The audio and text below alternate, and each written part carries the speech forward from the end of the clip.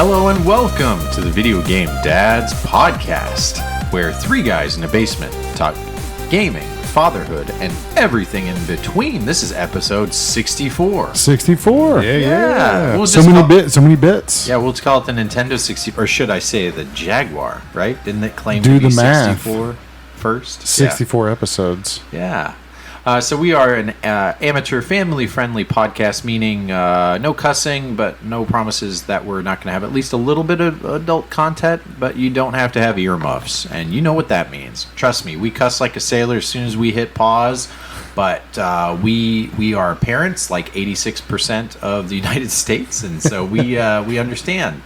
I always do it too late. Like, I don't even know why I bother, because people can cuss so quickly, and 3 seconds later I go cover it up. So all I'm doing is showing that it's a bad word, right? Mm-hmm. Don't you guys think? Correct. Yeah. Anyway, do you know what Grayson told me the other day? Oh, what's that? He goes, "Dad, cuss words are so cool."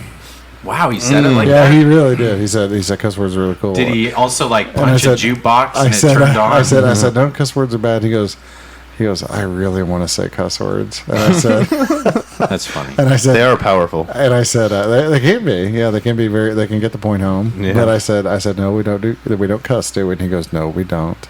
I won't cuss, Dad, but that's good. But I just want you to know that I really want to, but I don't. Is what he said. That's nice. Yeah, luckily we don't have to bleep for hopefully Grayson's Game Shark segment no. here coming up. Yeah. He did kind of cuss the other day. I think it's the first time I've ever heard him. We were outside and like a bird or something flew right over his head. And he goes, "What the hell was that?" Oh yeah. It was one of those things like you don't really. I was like, it didn't even dawn on me that he had said that. And right, and for like effortless. For like a minute or so. And I was like, "What'd you say?" He's like, "I'm so sorry. I didn't mean to." Yeah. At least like hell's kind of like a fringe cuss word. Yeah, it's it's kind of like borderline. It's like a movie title. Yeah, you know what I mean? Yeah. So like, and everybody's a nun until you stub your toe. That's what I say. Hey, so where can you find us? There's limits to everybody. Correct. Right? You can find us on Facebook.com/videogamedads. Yeah, and find us on Twitter. And then the joke's always been we have an Instagram that's dead, but I've kind of resurrected it. So follow us on Instagram at videogamedads, all one word, and then our phone number, Michael. First start off with 9 and then do 1 1. No. And then okay. No, all right. Yeah, 1-900. Yeah. Oh, I know. Oh, 1-900. Yeah. It's late night. 1-900 Game Dads. Yeah. 1-900 Game Dad. No, let's not. Late night. Let's not, man. Are 900 numbers even a thing? I think they're always a thing. They never go away. Did right? they ever go away? Because when I was a kid, because they used to have like the after 10 p.m. or whatever, they would have like the call 1-900, whatever. And you could call the number, and there was always like a 30-minute, or not 30-minute, but like a 30-second blurb or something at the beginning. And we used to think we were getting away with something because we would call and listen to the first like 30 seconds before it asked for your. You'd hear harp music and someone trying to talk to you. Yeah, and it would be like some raspy voice, Sure. Talking to you, and then like after 30 seconds, it would ask for your credit card number. That's when we always hung up. But we used to think we were getting away with something. That's hilarious. Yeah. So if anybody doesn't know, it was just you did if you were a little lonely back in the 70s and 80s and 90s, I guess.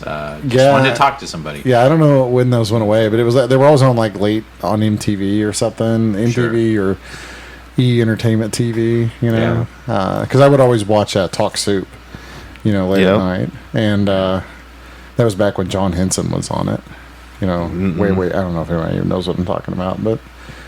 I don't know. Yeah, but no, I remember the show. It was the clip show where they would talk about like, oh, here's what happened on Jerry Springer today. And it would be like the highlights and then they would make fun of it. That was a great show. And I liked it. Talk Soup, right? Yeah, Talk Soup. Yeah, and it was like one of the best shows on cable TV. But then it like died for some reason. Yeah, they replaced it with the Kardashians. Yeah, I went to college with somebody who was a writer on it, but the later years. So. I know somebody. I used to work with the guy whose son wrote for It's Always Sunny in Philadelphia. Oh wow! Yeah, cool. Yeah. He's like, you ever see the show Always Sunny? I was like, yeah, the show's awesome. He's like, oh yeah, my son's one of the writers, and I was like, I like you now. Yeah, it's better. It's funny how like there's 6 Degrees of Kevin Bacon, Breaking Bad, the person that did all the CG, which isn't a lot, but the CG's so good. Like him and like 3 other people, he's like my brother-in-law or something like that. Oh, and what I say that because it's like I never know when it's like it's an in-law, like So my mom, my wife's mom and dad, like, second marriage, and their kids from their first marriage. So it's like cheaper by the dozen. I don't know what that is. Sure. I don't know what that equates to. I'm not good at that kind of stuff. I think we could get, you can marry them if you're in certain states. This is not, you're going to have to edit the crap out of this. So, anyway, folks, we appreciate you listening. We're going to talk about our fancy segment, the Video Game Book Club. We're going to talk about Easter. We're going to talk about Sonic. There's a new Sonic Origins game. I know you guys, especially Michael, you're just beaming to talk about. Oh, yeah. Yep. Sonic is always re-released. Talk about someone needs to be on a 1-900 number. Yeah, well, everybody talks about how many times Nintendo's released the Mario games. Sega's just trying to catch up. Yeah. Yeah. Sega is, but who can outrun one in a race, huh? Wouldn't it? I mean, I know an alternate universe, a Mario Sonic game where they're together would be. Oh, I guess the Olympics. The Olympics games, yeah. Yeah. Do they actually do team sports on that? I think they do racing and stuff. Yeah. Interesting. Yeah. Yeah, They you're probably right. normally compete though. I never think about that. I just think of it's an Olympics game. Like, it's gone over my head that it's Mario and Sonic. Like, that's how weird. I don't know. Maybe someone else feels the same way. I kind of forget that. None of that stuff makes any sense. It's like if they actually made Super Smash Brothers realistic to who the characters actually are. Right. Rather than trying to even out the roster, so that it's an even... Captain Falcon would just murder. Exactly. Falcon punch, everybody gone. Yeah. And Kirby, it's like he's a big blob. You can get him way before he sucks you up, Yeah. Jigglypuff. Yeah, Jigglypuff too. Yeah. Well, it'd be hard. You'd just be so distracted by all the jiggles. So, anyway, we thank you for listening to us over the years, and we're happy to bring you an episode in both March and April. I told you we're turning it around. We try our best. We're so much better now. Yeah. I will ask, before we get started on our segments, how was everybody's Easter? It was Easter. Not it was good. I worked over Easter. Okay, so not so good on Adam's So side. my Easter. So I got called into work, and I actually got 2 flats on my way into work. Oh wow! Ruined 2 nearly new tires. Yikes! And then had to change, and it was 40 degrees outside. So what caused the flat tires? A tow strap came off a truck in front of me, and then I ran over the buckle part of it. Yikes! And it put these triangular gashes all the way through the bottom of 2 of my tires. So pretty violent hit. You're on the highway? Yeah, I was doing 70 miles an hour. And a truck. I mean, those things fishtail. Yeah, and so it just boom, and both tires are gone. So at first I thought it was just one tire because one tire went down a lot faster than the other one did. And so I, got out, got the spare out, put the spare on, and then I started getting back to my truck. I'm like, oh, okay, because it was the rear. It was my rear driver. Then I looked at my rear front, my front driver, and I'm like, oh God, because it was the second one. And of course it's Easter, so there's nobody open. Oh yeah. And so that was my weekend. Kind of sucked. Yeah, that's not fun. So. But I bet everybody else had a good weekend. No, I would have hid some eggs in the holes in your tire if I would have known. That would have cheered you up. Right? Yeah. No, it was great. What about you, Michael? How about your Easter? It wasn't too bad. I don't know if I ever told you, but I am Jewish. So we don't really, celebrate. Yeah. Oops. No, it's all right. It's all right. Well, how about this? But we still do Easter things. We went over, we did go over to our friend's house who does do Easter, so our kids could, do the whole Easter egg thing. Yeah, the hunt and stuff. We just don't go to church. So we just take all the best parts and just. You've said that before with Christmas. It's like you don't not have presents out. It's just it's just trees. Yeah, and our family still all comes in town during Christmas just because it's convenient and everyone's off work. Yeah. We just don't. You don't do when you go in the cave and all that stuff that we do. Yeah. We just do the bunnies too. So. Gotcha. Yeah. Did you do anything? Do the Easter egg hunt with the kiddos? Yeah. We did the Easter egg hunt. That's fun. Oh, okay. So their school did a whole bunch of it was open to the public, and they came in. They did a story. And the story, some Bible stories and stuff like that. And these kids, it was hilarious because they didn't sign up for that part of it. Oh yeah, I'm here for the chocolate. Yeah, and so they hid eggs, and this lady said, and there was a whole assembly room full of kids, and it varies from ages 2 to maybe 7. Yeah, and that's probably the age group. So they said like, oh, we probably have too many eggs, and I'm like, do you guys even have kids? Like, there's no such thing as too many eggs. They had something like 3,500 eggs. Oh wow! Hidden, but it was like watching, I don't know, locusts, or it was like watching like what's something where they just like devour and like piranhas. Maybe. Oh, yeah. Yeah, but it's like a lot of that you see above water, right? Like they're like those bugs in the Mummy or whatever. Or or Indiana Jones. Yeah, like it was enveloping. It was just fun to watch, and it was funny. I was trying to coach Sebastian, which my wife's like, stop, and I was like, no, Sebastian, here's the thing, and I just saw it. It's like all these kids are going to go in a line. You have to run to the opposite end and then work your way back. So I was, telling them, and it's a great strategy I had. But I had to remember I'm talking to a 5-year-old that has a bunch of eggs in front of him.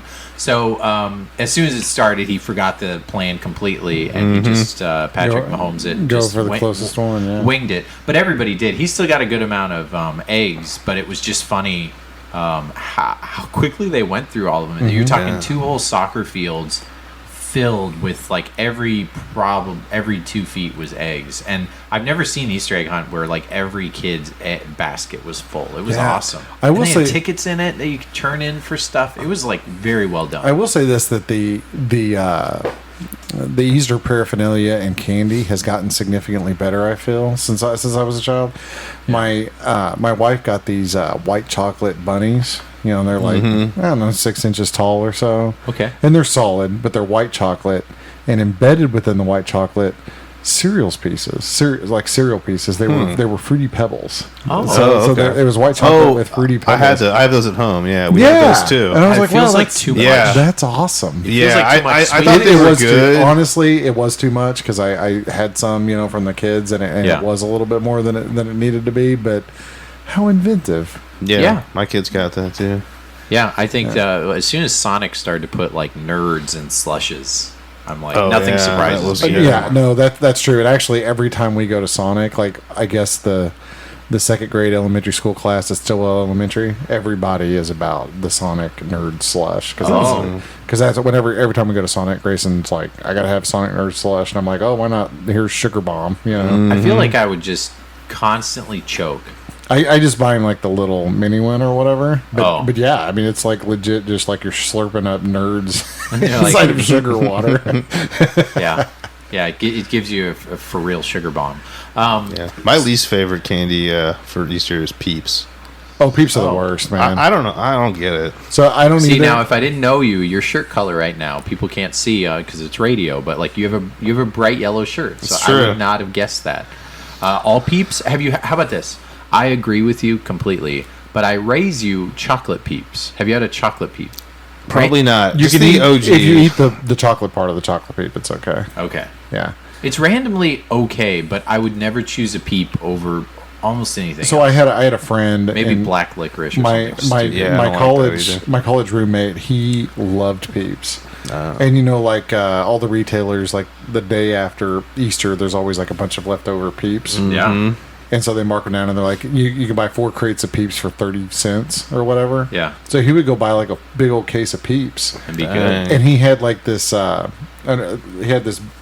beds in the dorms were like raised up off the ground, and there was like 3 feet of like storage space underneath them. And he just had this big crate of Peeps. And his room is where we used to play Mario Kart all the time when I was in college. We had these Mario Kart tournaments, and we'd just be sitting there playing Mario Kart. And he'd be like, hey, anybody want a Peep? And he'd pull his box of Peeps out from underneath the bed and just like start munching on Peeps and asking people if they wanted a Peep. It's like the weirdest thing. What's funny is like, he would have Peeps for like the whole year. There was always Peeps in there. College kids are known to be, or that age of kid is known to be basically just like a vacuum, a trash. Oh yeah, no, I mean it was horrible. Just eat whatever. Like I used to make the craziest stuff. Like, did you know those hobo packet things where you make like a prison burrito? Oh yeah, I would make that for fun all the time. You don't know about the prison burrito? No. Are you kidding me? Yeah, it's amazing. It's let me explain it to you because it's awesome. You can find it on YouTube where literal inmates will tell you how to make it. But you take a cup of noodle, and I'm doing all this from memory, so I'm probably going to mess it up. But you basically like heat up the water, pour it inside the cup of noodles, so you don't even need an extra like bowl because it'll cook inside there. Yeah. And you close it up really, really tight, and you take a bag of like corn chips. And you put it in there with it, with all the spices and stuff. And you basically squeeze the heck out of it really hard, and you compact it like how people can make aluminum foil into like a metal ball. And it's like a solid metal ball. And you just tighten it up, and it all solidifies. And randomly, if you put Doritos or corn chips in there and munch it all up together, it turns into kind of tasting like a really weird alternate reality burrito made by like Star Trek. And, like, you know, the thing where they make you, like, the holodeck thing, and it's like Earl Tea, or you can ask for whatever, and it'll make it. Imagine, like, probably the alpha version of that. Yeah. Like, when it doesn't know how to make your food properly, and you're like, make a burrito, and this That's like what I imagine they, like, eat in space and stuff like that. Yeah. They do, like, weird stuff like that. It's some powder and some... I mean, if anybody's listening wants to email us and you try a prison burrito, I hope it doesn't cause you gastric uncomfortableness. Yeah, but like, it should come with some Docalax or something. Well, I mean, just let me know if you enjoy it, because I was pleasantly surprised. Yeah, and I made that very often. Yeah, in college. the poorest month of my life was like in summer between semesters in college or whatever. I went like a month and a half, and I don't think I ate anything except ramen noodles and hot dogs. Yeah, for like an entire month and a half. Yeah, and how was that bout of scurvy? It's why I am the way I am. I think is because of that like month and a half. I would want to draw your blood levels. I'm dead serious. I think that's the only thing I ate for like a month and a half, because I remember like going home or whatever after it was all over. My mom's like, "How you doing?" And I'm like, "I want to eat." And she's like, "What do you want?" And I'm like, "Anything except hot dogs and ramen noodles, or ramen." But yeah, I just remember being so sick of those two things. Like for a year or two after that, I couldn't even look at a hot dog or a bowl of noodles. Yeah. But I digress. Yeah. Well, anyway, so Easter was great. The kids were fine. We dressed them all up. They had their fun. Anybody take any photos with the Easter Bunny? That's my last question. And Michael, I'm not going to ask you. Sorry. Surprisingly, we've done it before. See, that's what we like to go up to Bass Pro. We like to go up there for whatever reason. Oh, because it's free. I love it. Well, that's the main reason. I'm not paying for a Santa picture. It doesn't come to our house. One of my favorite pictures of Grayson is when he was like 2 years old, when we tried to set him on the Easter Bunny's lap, and he like just totally freaks out. Yeah. And it's like, it's the picture of why I'm going to pay for therapy. Yeah. He's like totally freaking out. Like, I think it's a rite of passage. Everybody's got to be freaked out. But no, we didn't do it. When I was at work, my wife took the kids over to the in-laws, and they did the whole, Easter, kind of thing. I drove by briefly and was there for about 20 minutes and ate a little bit of ham and left. Oh yeah. Yeah. But that was my Easter. All right. Well, we're going to move on, I think, to the Video Game Book Club. Does that sound right? Let's go. Okay. Sounds good. All right. There's a new pet. Chia. Chia Pet, the pottery that grows. It's fun, easy, and educational. Just soak your chia overnight. Then spread the seeds like this. Keep it watered and watch it grow. Chia. And before you know it, your chia pets and trees will be green and beautiful for everyone to enjoy. And now grow a whole collection of fun with Chia teddy bears, Chia puppies, Chia kittens, Chia rams, Chia bulls, and even beautiful Chia trees to keep your pets company. Collect them all. Chia. Nice Chia Pet. Chia pets and trees are fun for all ages and make a great gift. Just ask for Chia. Chia. Chia Pets and Trees, the pottery that grows. Chia Pets and Chia Trees are available at Woolco, Zellers, Kmart, and Eden's. Makes a perfect gift. Chia Pets and Chia Trees are available at McLeod's and participating home hardware and pro hardware stores. All right. This week's Video Game Book Club brought to you by Chia. Chia. Gotcha. Have it. Growing up. That's back before we ate chia seeds. You're right. Yeah. Mm-hmm. Like when that first started to be I eat chia seeds like every morning. They're like, you guys know all that? the smoothie Trivia about Ben. All the smoothie places put chia seed in the smoothies. If you go to like Smoothie King or whatever, they're like chia seeds, and I'm like, I have I want to get a colonoscopy now because I think the inside of my colon is going to be like this lush and tiny garden. It's going to be like Ireland. What's cool about chia seeds? A tube of just. Well, have you ever put chia seeds in like water? It actually makes this cool like little cocoon. They turn into almost like little Jello tapioca things. So they won't stick to you. They just keep going. Yeah, little sea monkey. Yeah, little sea monkey. I like them. I put them in my oatmeal, and they've got some great omegas and some other stuff that's good for you. Hopefully, I don't know. Maybe it's like hemp or something. Probably. There's a lot. It's one of those like research where I've done enough. I feel my diligence is it's not going to kill me. Everybody's talking about the chia seeds, and that's how it starts. Is chia seeds, I'm sure they're still edible. Like, what if you let's say you're low on chia seeds, which honestly sometimes are kind of expensive, and you just buy a chia pet and just eat it. Yeah, like cut it open. You should have like a chia pet farm. Yeah. Like what are you doing? Oh, I'm harvesting the chia pets, and you got like the world's tiniest pair of shears, and you're out there collecting your next salad. Yeah. It turns into nothing. Like, it doesn't have much taste. But they got kind of crazy with the chia pets because it was like the original chia pet, like the commercial, which is like a dog, or they're like a dog and a lamb or something, maybe a cat, and then it's like Bob Ross. Yeah, but by the end of it, they were doing like Bob Ross Simpsons. and they had all kinds of different ones. All the cartoon characters. I saw a Golden Girls one too. A Golden Girls one, like Betty White. Yeah, I almost bought it for my wife. Betty White chia pet. I don't know if I'd like that. Like off a human, like I liked like. They did. They had like a whole bunch of them. They were just like people's hair. You know what? They did good marketing because when I was a kid and I would watch that commercial, I like had my favorite. I don't remember which one it was, but I was like, oh, I like that chia pet. If I find that one, and then you have to make sure you have the right SKU that you want, but like they're all the same thing, just slightly different. Yeah, the chia pet reminds me of you watched the movie Office Space, Sure. Where he's like the show, the pet rock, it's the greatest idea ever or whatever, and then he has this thing jump to conclusions. I think the chia pet is like basically like the pet rock level 2. Yeah, it's just the upgraded version. Yeah, or a plant that's like hard to kill because most of us out there, I'm not great with plant. If it's plant, just water it, sunlight doesn't matter. That's my kind of plant. But if you've got to like snip it and trim it and humidity levels and so no bonsais for Ben. Yeah, Grayson has this thing in his school called Flash Class. It's like where you they stay. It's like once a month, like after. Like on a Friday evening, they basically stay until like, I don't know, 8 or 9 o'clock at night after school. Yeah. And like watch movies and do all these crafts and stuff. And Flash Class. Right? Flash Class. So anyhow, I went up and picked him up after Flash Class last Friday. And so I pick him up and he's all excited and he has like this little like plant thing. Like it's this little it's this little styrofoam cup. It's probably about 20 ounces of just like dirt, and it's got like seeds in it that they planted. You're supposed to put it up on the windowsill. Bash has brought that. So same thing. Same thing. Yeah. So we're on the way home, and like I went around a corner, and he didn't have a good hold on it or something. Oh no! And the thing just goes like all over the backseat of my car, and I'm like, what just happened? And he's like just sitting there with like dirt all over him. I was like, oh my God, you dropped the dirt all over the back of the seat.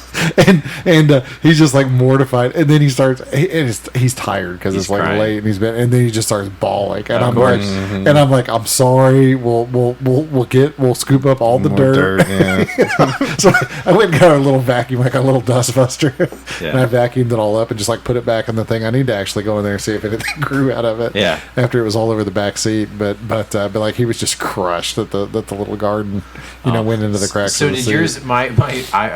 Did yours actually grow? Because we had that and we weighed. They're like, in 15 days. I don't think any of it's grown. Honestly, I need to go go look in his room and see if any of them have actually sprouted. So here's what we did, and sorry if Sebastian listens to this podcast 20 years from now or whatever the heck. Like, we had it in the windowsill. He kept wanting to check it, and he's like waiting. He's like looking at it like grass growing, and he wants it to like and. It was, I forget the date. Like, it was supposed to be 5 days you start seeing something, or 7 or 10.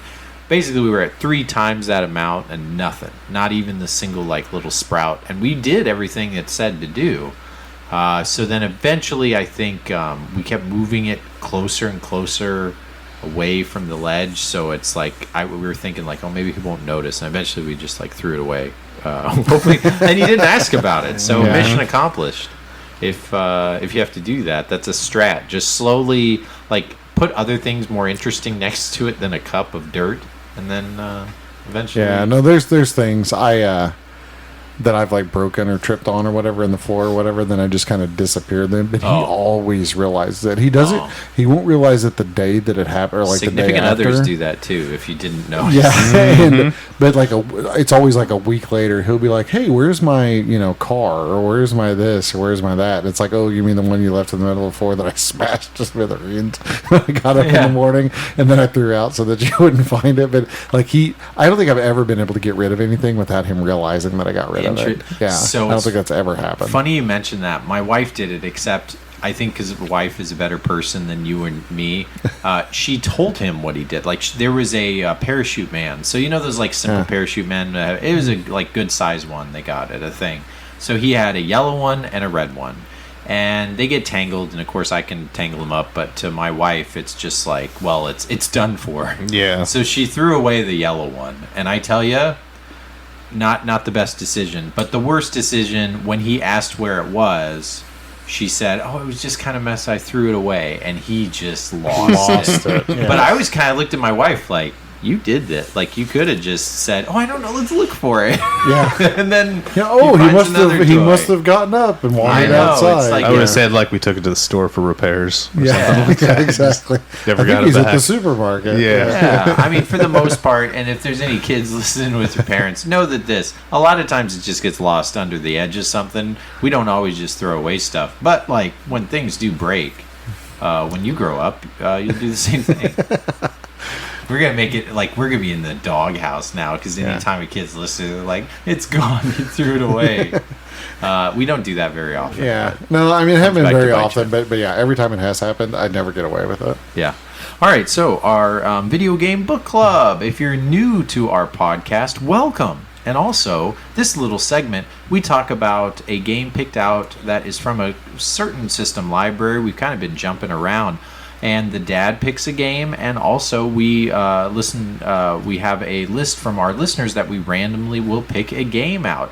The only rules is it can't be in the top 15% of popularity, and that's kind of we estimate that. But that 15%, no Zeldas, no Marios. We want to try to pick something that's a little off the beaten path, and then we play it and talk about it, much like a book club, on the following episode.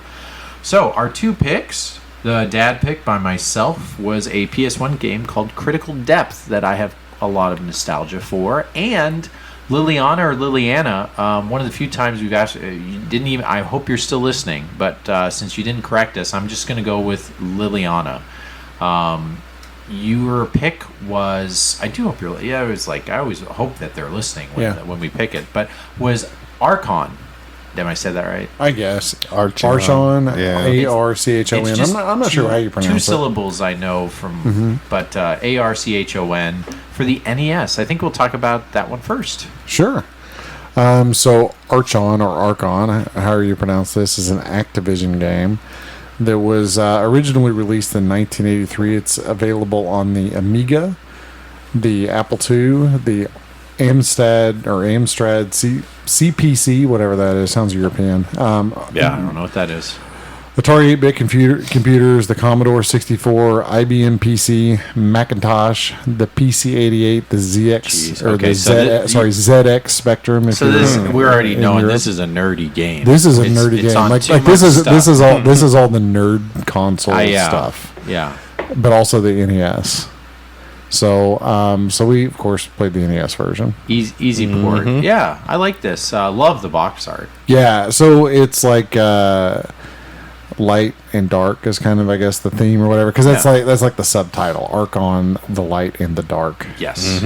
But this is, I mean, it's an Activision game, and it seems like Activision was real big on these like fantasy warrior things, because like several of their releases like on the Atari were like sort of Dungeons and Dragons RPG based. Yeah, if you look at the logo, I mean, and the logo totally looks dungeony. Yeah, but I didn't really know what to expect with this game, and I've honestly I don't think ever played it. I mean, it's been sitting on the shelf for a long time, but I hadn't either before this. But it's essentially kind of like chess, basically, but it's a 2-player or single player versus PC or versus computer like modified chess, I guess is maybe the best way to describe it. But basically, there's the light army, and there's different little figures that represent it looks like a chessboard, but there's different little figures that represent. The light side is more like the knights and queens and warrior kind of side, and then the dark is like more like serpents and sorceresses and mages and these kinds of things. Yep. But essentially, you have kind of stand-ins for your typical chess pieces, except everything kind of has a different move set than what you would have in regular chess. Like the ones that are basically the pawns get to move like three spaces instead of 2 on the first turn, and there's, which is fine with me because I'm not like, I don't play chess. So when I first saw it, I was like, oh crud, this is battle chess. I'm not gonna it's that's fantasy battle chess. Correct. I thought it was just the chess clone, when I first booted it up. But then I'm like, wait, these pieces aren't moving correctly. Yes, but then I liked it. But keep going. So it's chess, but it's kind of chess reimagined, so to speak, I guess. Yeah. The pieces, they're sort of stand-in pieces for the chess pieces, but they all have different move sets than what you would in typical chess. So there's a learning curve to it, I guess, is kind of part of it too. And then each of the pieces, when you land on another piece, rather than just it being an automatic clearing the board of that piece, you go into a different screen where you actually have a one-on-one battle with the other piece. Okay, and so the more powerful pieces, kind of the stand-ins for, say, like the queen or the king or a rook or a bishop, is relatively underpowered relative to one that's like a stand-in for a pawn.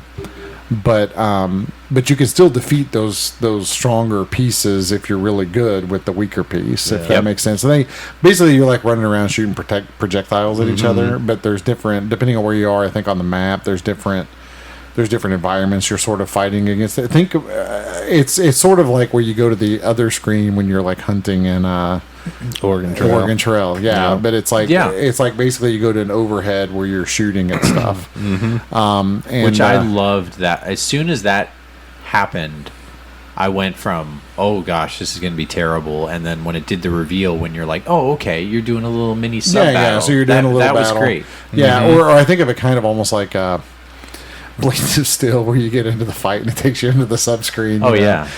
Type thing. But so it works into the subscreen, and then of course the piece that's victorious stays on the board, and the one that's not leaves. But that's essentially kind of the basics of the game. It's straightforward, but not straightforward because the move sets are different. But it's easy to play, hard to master. Yeah, I think honestly the best way to, because I played against the computer. And obviously the computer knows the rules, and I don't, starting out. So if you're going to play against the computer, just prepare to spend a few games playing where you're going to get shellacked because you just don't know how anything works. There's no way that someone could come in and just master the game. You're dead. Yeah, I got killed. Like you'd have constantly. to play it. You have to play it a fair bit to get good at it. But when you start to get a little better, I instantly thought, this is... if I was a kid, I would have gotten good at this. If I had a kid playing this against one of my friends, it would have been a great game. Oh, I would have gotten good at this. I think this is actually probably a game that's very strong as a two-player game, much stronger than a single-player game for that reason, especially if you're both new at it. Yeah. But yeah, I mean, it's just kind of a simple game that, the graphics they're nothing super impressive, but they do what they need to do. And the music's kind of simple and I guess repetitive, but it's not terrible. Yeah. But it's a very NES, very 8-bit computer feeling kind of game. Like it's definitely a game of this era. Yeah. That's really about all I can say about it. I was going to say you summed it up really nicely. I mean, the only thing I'd add is comments. I mean, you did a good job describing it. That's basically the game. But it's such a great NES game because this is a game where you see basically the whole thing within the first 5 minutes, but it's still a lot of fun. Like for me, chess, I'd be completely out of it. But the rules that they have seem to be fair. So you've got if one of your mage or your he kind of looks like Sperm. He's like a big ghosty guy. He's stronger than. I thought he was a genie. Oh, he might be a genie. He might be a genie. That's what I thought when I looked I was at thinking it. it was some kind of spirit, but yeah, you might be right. I don't know. So he's a lot stronger than my first guy that got killed. So when I finally used that piece, I killed 2 of the dark side immediately. The problem, though, is my health carries over. Mm-hmm. So unless I use an upgrade where you can use this like unicorn, which again I didn't know until I started like looking at strats. You can use a unicorn to kind of upgrade yourself, so to speak. And so just like in real life. Yeah. I mean, yeah, if it is a unicorn. Normally this isn't my bag, this kind of fantasy lore, but I would say this is one time like sci-fi wouldn't work. This is a great the setting matches what this game is trying to throw at you, and I could see how somebody, Liliana, would like totally if she played this as a kid. This is a great book club pick because it's easy to pick up and play. It's a game that if I had it somehow, I don't know how I would get it. Like you just pick it up because it's in the beginning of the alphabet, and like you rent it at the store and they had something else.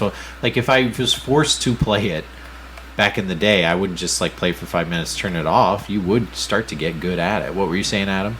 Well, I was just saying that this seems like a game that you might run into at a Renaissance fair or something like that. Yeah.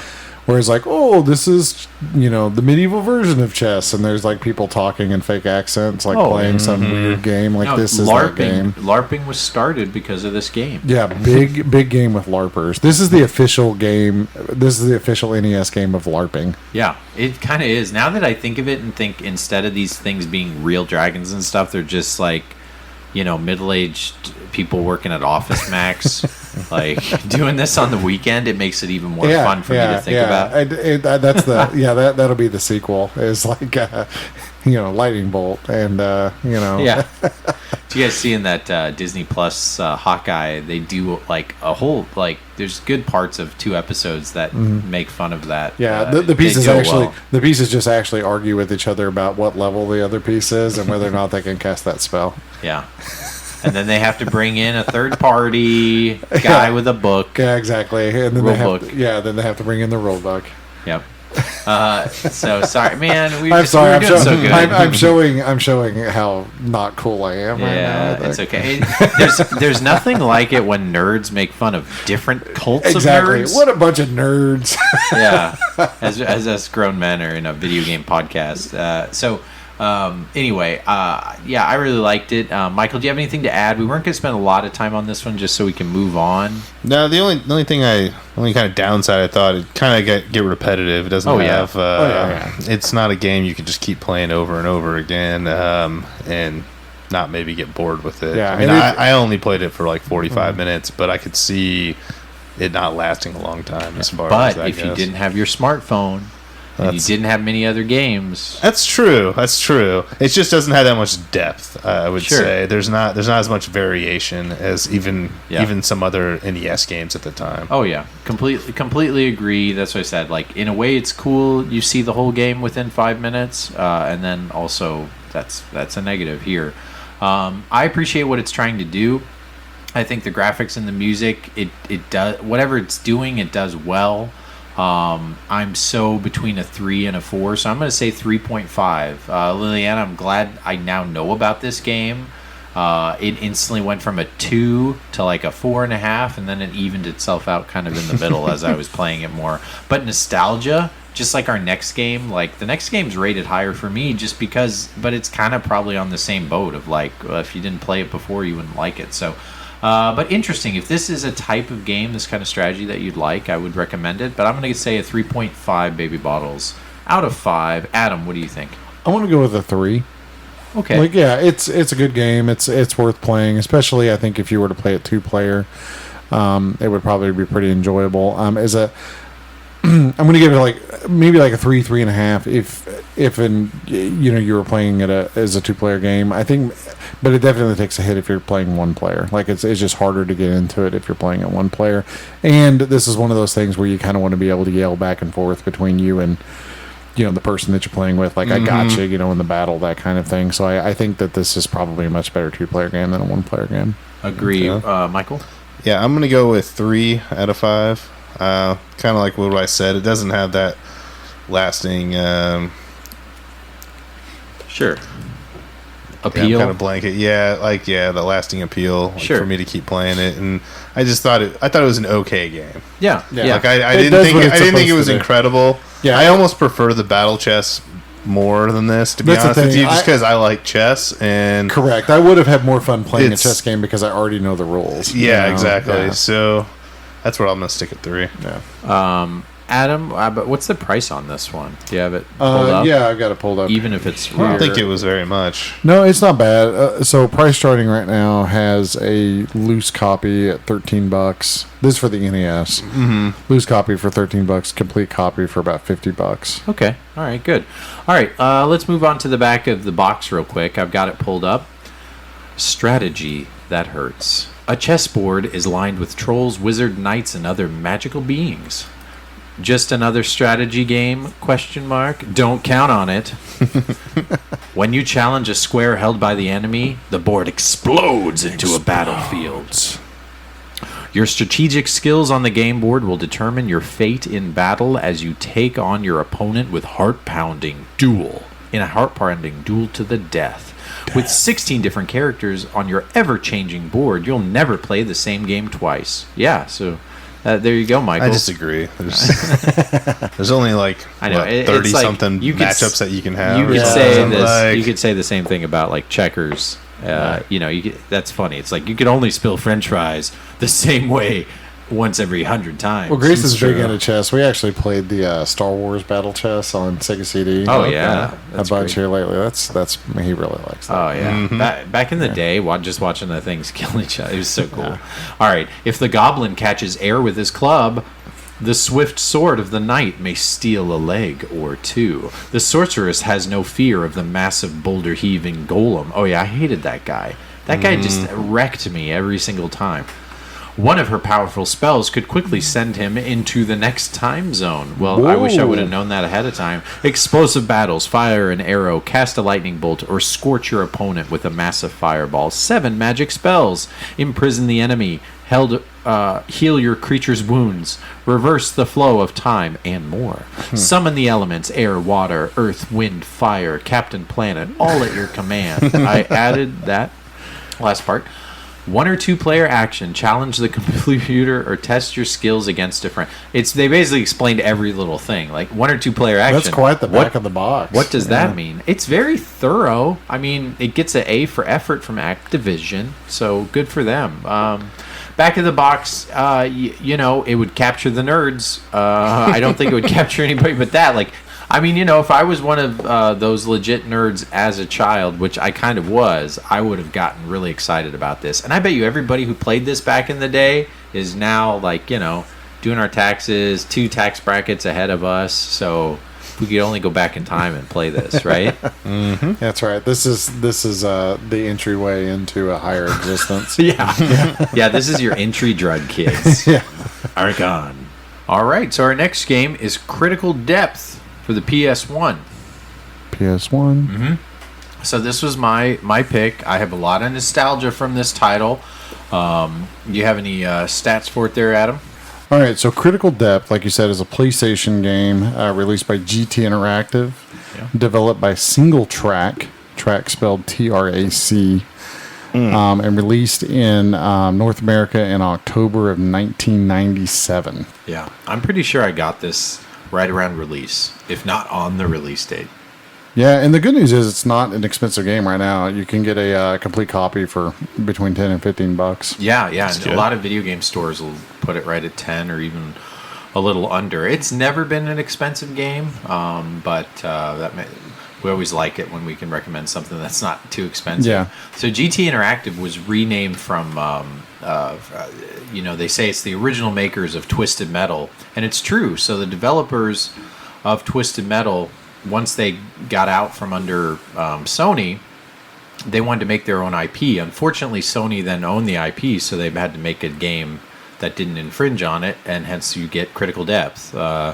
So what kind of singles this game out, obviously from the name, is this is an underwater submarine vehicular combat action game in the vein of Twisted Metal, and it reminds you of Twisted Metal, but it's hard to call this one of those like there's so many out there. The clones like Vigilante 8, Road Trip something or other. They even made a wrestling one. There's 10 or 12 like clones of Twisted Metal out there. But this one, you know, you having that third access to spin around on made it pretty different, but not without its shortcomings, obviously. I remember seeing a demo of this on a demo disc, and the magazine I was reading at the time, Gaming Magazine, talked about it. I just I don't know, the look of it. It kind of reminds me of that Independence Day video game feel, where it's 90s, it's dark, it has this weird PlayStation kind of crunchiness with the polygons that is so hard to describe. Yeah, but crunchiness is a good word for it. Yeah, so PlayStation 1 games, you know, it's pretty common, you know, collectors, we talk about how, like, they don't age well, right? Like, if you go and look at cutscenes of Tomb Raider, of someone handing each other a cup of coffee, it literally looks like a nightmare.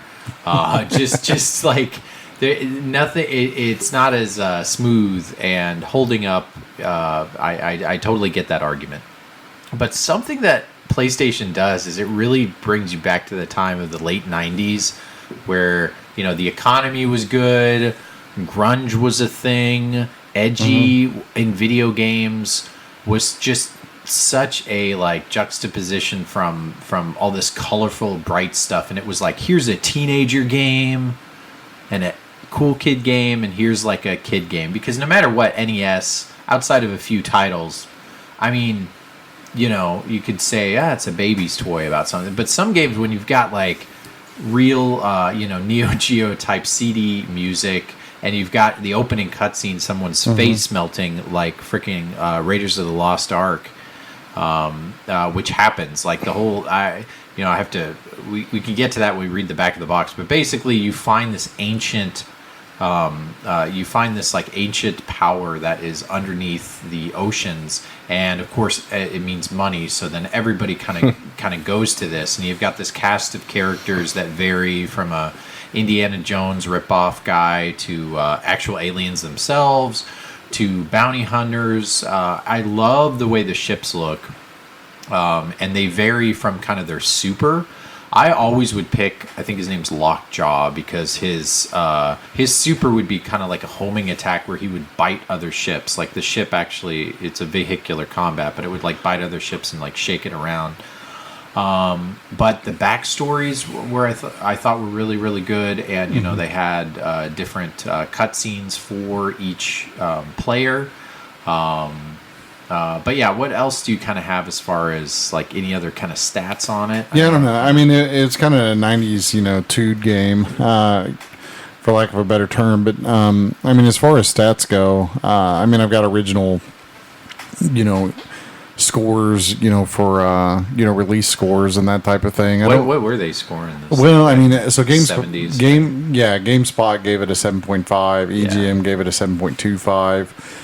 IGN gave it a 5 out of 10, which they don't ever score anything that low now. Interesting. Yeah, they used to, though. Yeah, they used to, but I mean, you could release average. Just, you know, you could release a game that doesn't work, and IGN will give it like a 7 out of 10. It's kind of crazy, but I think it's gone commercially. Well, sort of. I just feel like they habitually. It's like, why do you guys even have the 5 to 10 or the 1 to 5 range in your 5 to 10 scale? Because nothing ever scores that low, ever. I love how the opening, or I remember reading on the outside, like literally on the box, it says, from the creators that know vehicular combat. So, you know, the pedigree is 100% from, like, you know, instead of Axel, you've got like, no, it is, and the cars all have little faces on them, like you said, the backstories, and they knew that. I mean, they picked up that from the Twisted Metal games, like, you had to have some, like, edginess, sort of like this, like, sort of jaded comic book kind of feel. Yeah. But you had to have, like, characters where every person would kind of have a character that they would somewhat identify with, and that would be, like, your guy, you know. So they definitely carried that part of it over, you know, from the other games. And I mean, like you were saying, the big difference between this and, say, Twisted Metal is that this has, you know, Twisted Metal is a car game, so you're on the ground, you're driving cars. But this is, because you're in the water, you now have this third dimension of motion. So, you know, you have up, down, in addition to, driving around left, right, and so on. Which is interesting because then the freedom, it's funny because I like looking at the backgrounds a lot, but when you have that, the backgrounds aren't something you really have to navigate. Unlike, when you're flying through fountains and you're hitting ramps, you have to really use the setting as part of like your point A to B and how you hide behind stuff to shoot things. Here, it's really kind of just a setting and an afterthought. That being said, there's some levels where you're enclosed in caves. I was never a fan of those. Full disclosure, when I was younger, this game came out, was I 13 or something, which is like, if you can imagine, that's like the perfect age for this kind of game because it felt like a game for someone a little older than me. And I thought the spookiness of it, because it wasn't like steampunk, like clouds in the sky. It was just edgy enough. Yeah. Yeah, but not scary, but like the whole alien lore thing, they play on that a lot with some of the settings. GT Interactive games around this time were like that. I mean, because GT Interactive, I think they made Driver, and I think they also did... they did the Unreal Tournament games, and Unreal a little bit after this, but they were kind of like, sort of an edgy developer, like, the new cool kids or whatever, kind of thing. Is every time I used to see that logo, that's kind of what I used to think when I saw it. And this was their first game. This is their first game on their own. So they did have a chip on their shoulder because they thought like, hey, we made great games with Sony. We could probably make them by ourselves. And, you can argue how successful they were, I guess, if they're not. They're defunct, but every studio is basically defunct. Yeah, I mean, everybody got bought out and sold, and So what this game? What's interesting is like, so there are these orbs that are released in the level, and you basically have power-ups. Vehicular combat. You're shooting people. You have a light. You have a heavy. You have homing attacks. You have special attacks based on like you can release piranhas and things like that. You can pick up these special orbs that kind of beef you up. You also have kind of like a block button, which is basically like a shield. But the shield is interesting because once you turn it on, it's something like you have 2.5 seconds to hit your shield, and then you can't like hit it again for, I don't know, 4 or 5 seconds, maybe another 2. I kind of forget the timing of it, but it has like a cooldown. Yeah, well, you basically have to time it. So if you know you're about to get shot or hit, you have to hit the shield button at the right time. But if you're just a second too early or second too late, you're going to miss it. And that's the strategy of kind of staying alive. Because the one thing about this game that drove me up the wall when I was younger is if you get punched, it's kind of like those fighting games or wrestling games where you're kicked when you're down. You can have a EMP blast, make your ship kind of belly up and you start to fall, and you could just take a bunch of damage. The problem is someone could spam you and shoot you and shoot you and do that over and over. There are times where you could lose like 3/4 of your, and it's so frustrating because you can't move. It's like you're frozen or whatever, like freeze tag or something. So that part stinks. So when I beat this game, I beat it with cheats, and that's I love the cheat menu of early PlayStation because it was like you found those cheats not on the internet. You had to go and read these gaming magazines to get the cheat codes. Yeah. But invincibility and stuff was great, and then you turn off the timer to the point where I would explore the level when I was younger, and I remember doing that and thinking it was so much fun because there's so many like hidden secrets in the level that it would take you many playthroughs to find unless you just say forget vehicular combat. I'm going to be invincible, and I'm going to make it so the level doesn't end unless you kill the other guy. So I would like let them do what they wanted to each other, and part of this too is you have to collect all the orbs. And the person who has all the orbs can then open the gate to then move on to the next level. So it's kind of about killing each other. It's also about collecting these orbs. Well, if you collect the orbs and just run away and they can't shoot you, you can kind of go underwater. You can go off this like cliff edge that's kind of like Finding Nemo. And it looks like you're going down to the abyss. Well, there's this like little alien level that you can kind of go in, and it's like flying in the ship of Independence Day. And that's something that's not like part of the level, but it's something I remember finding when I was a kid. And it was like this whole level within a level that I even found when I was looking at other people reviewing this game, because this was a time before you had video reviews. When you know a game pretty well, it's so funny to realize how much you don't have a record of like an accurate review. I don't know if that makes any sense. Everybody, like Kirby, for instance, everybody reviewed Kirby and has 100 takes on it, like every modern movie. But back in the day, like, you know, these video game companies only had like a week to play the game, sometimes a day, and they'd have to spit out the review, and then they especially move on. PlayStation games. Yeah, there were just so many. So there's so much that, like, honestly, unless you really play this game in depth and you have a history with it, like playing as a kid when we had more time, there's not as much out there. And I kind of was waiting for a couple, you know, some reviews have different takes, and these reviews on YouTube are 7-8 years old, but there was a lot that people were kind of missing about this game, without, you know, and some point out the same things that I point out as faults, where, you know, it takes a long time to kind of figure out the loadout. Really, as soon as the game starts, you're going to want to go to these drops to find these orbs. And that's a huge strat that you find out while you're playing. That makes the game a lot more enjoyable. But really, it's like you control the ball, you control the game, like football. Like, that's how this game is. It's vehicular combat, but it tries to add a little twist to it. You know, I think nostalgia is heavy on this one with me, so that's why I like it. Afterward, I thought, I could pick these other better games on PS1 that probably would have played a lot better and been interesting to play. But I don't know. There's something to be said about nostalgia. That could be we talk about after this little segment. But nostalgia was heavy with this one. I think unless the premise of, if you like Twisted Metal a lot, which there's a lot of Twisted Metal fans out there. Yeah, there are.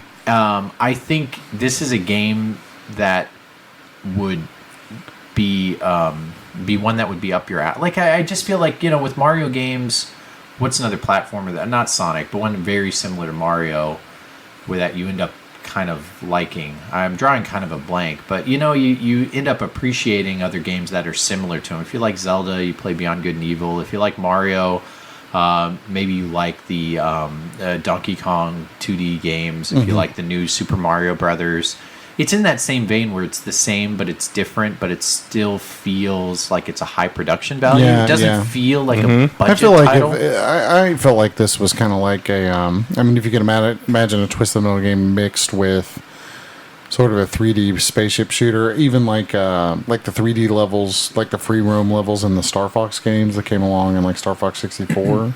Yeah. And later. Oh, yeah. Totally. But for some reason, it gives me kind of that same sort of feel. Sure. Where you're still kind of, you know, it's still a vehicular combat game, but it's just enough different that it's probably, you know, worthy of checking out. And I mean, and just like the Twisted Metal games too, you start figuring out like, oh, here's this little nook that I didn't know about. Here's this little thing that, you know, isn't readily apparent the first, you know, few times I played through the game. And then, like you're talking about, you kind of, it's sort of a strategy, just like in Twisted Metal, between like how, like, you don't want to be too aggressive, but you also don't want to be too passive. Yeah. And then there's this element of almost like capture the flag sort of thing with the orbs that you're talking about and everything else. And it's strange because I too looked at like some reviews and things, and some people see that as a strength of the game and some people see it as a detriment. But you know, I understand why they did it, because they were trying to do something a little bit different and add a little bit more, maybe air fingers quote, depth to, you know, to the experience. Yeah.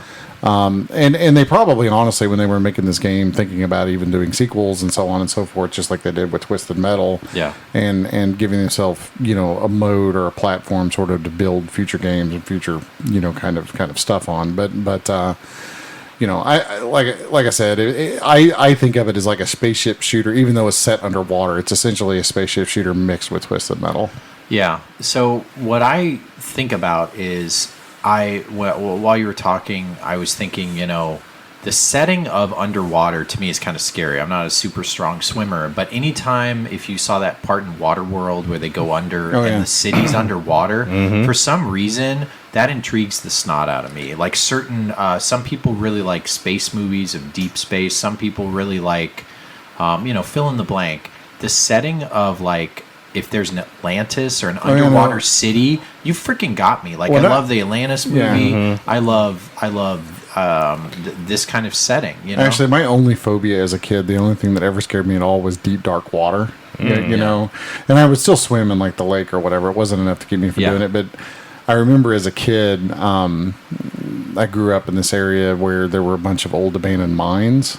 Yeah. And I remember my friend had this mine pit near his house, and it was just a square hole in the ground. It was about 100 yards by 100 yards wide, but it was deep. I mean, it went way down.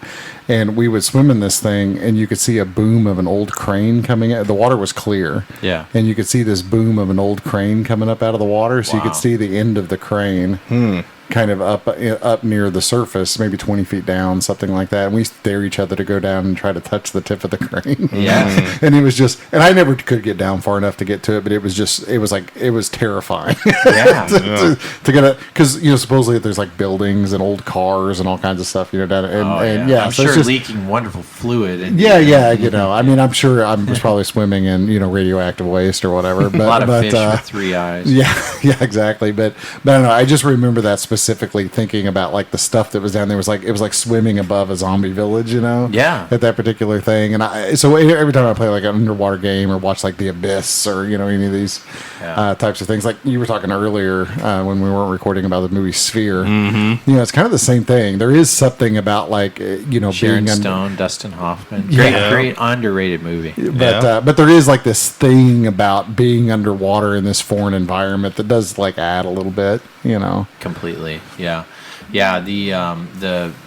So the setting, I really think like that's a big hook. If that doesn't sound interesting, I could see this game not being very fun. And when you're dealing with that third dimension with early kind of 3D jankiness, which honestly, it can be a make or break the jankiness. Like it's a very PlayStation-y PlayStation game.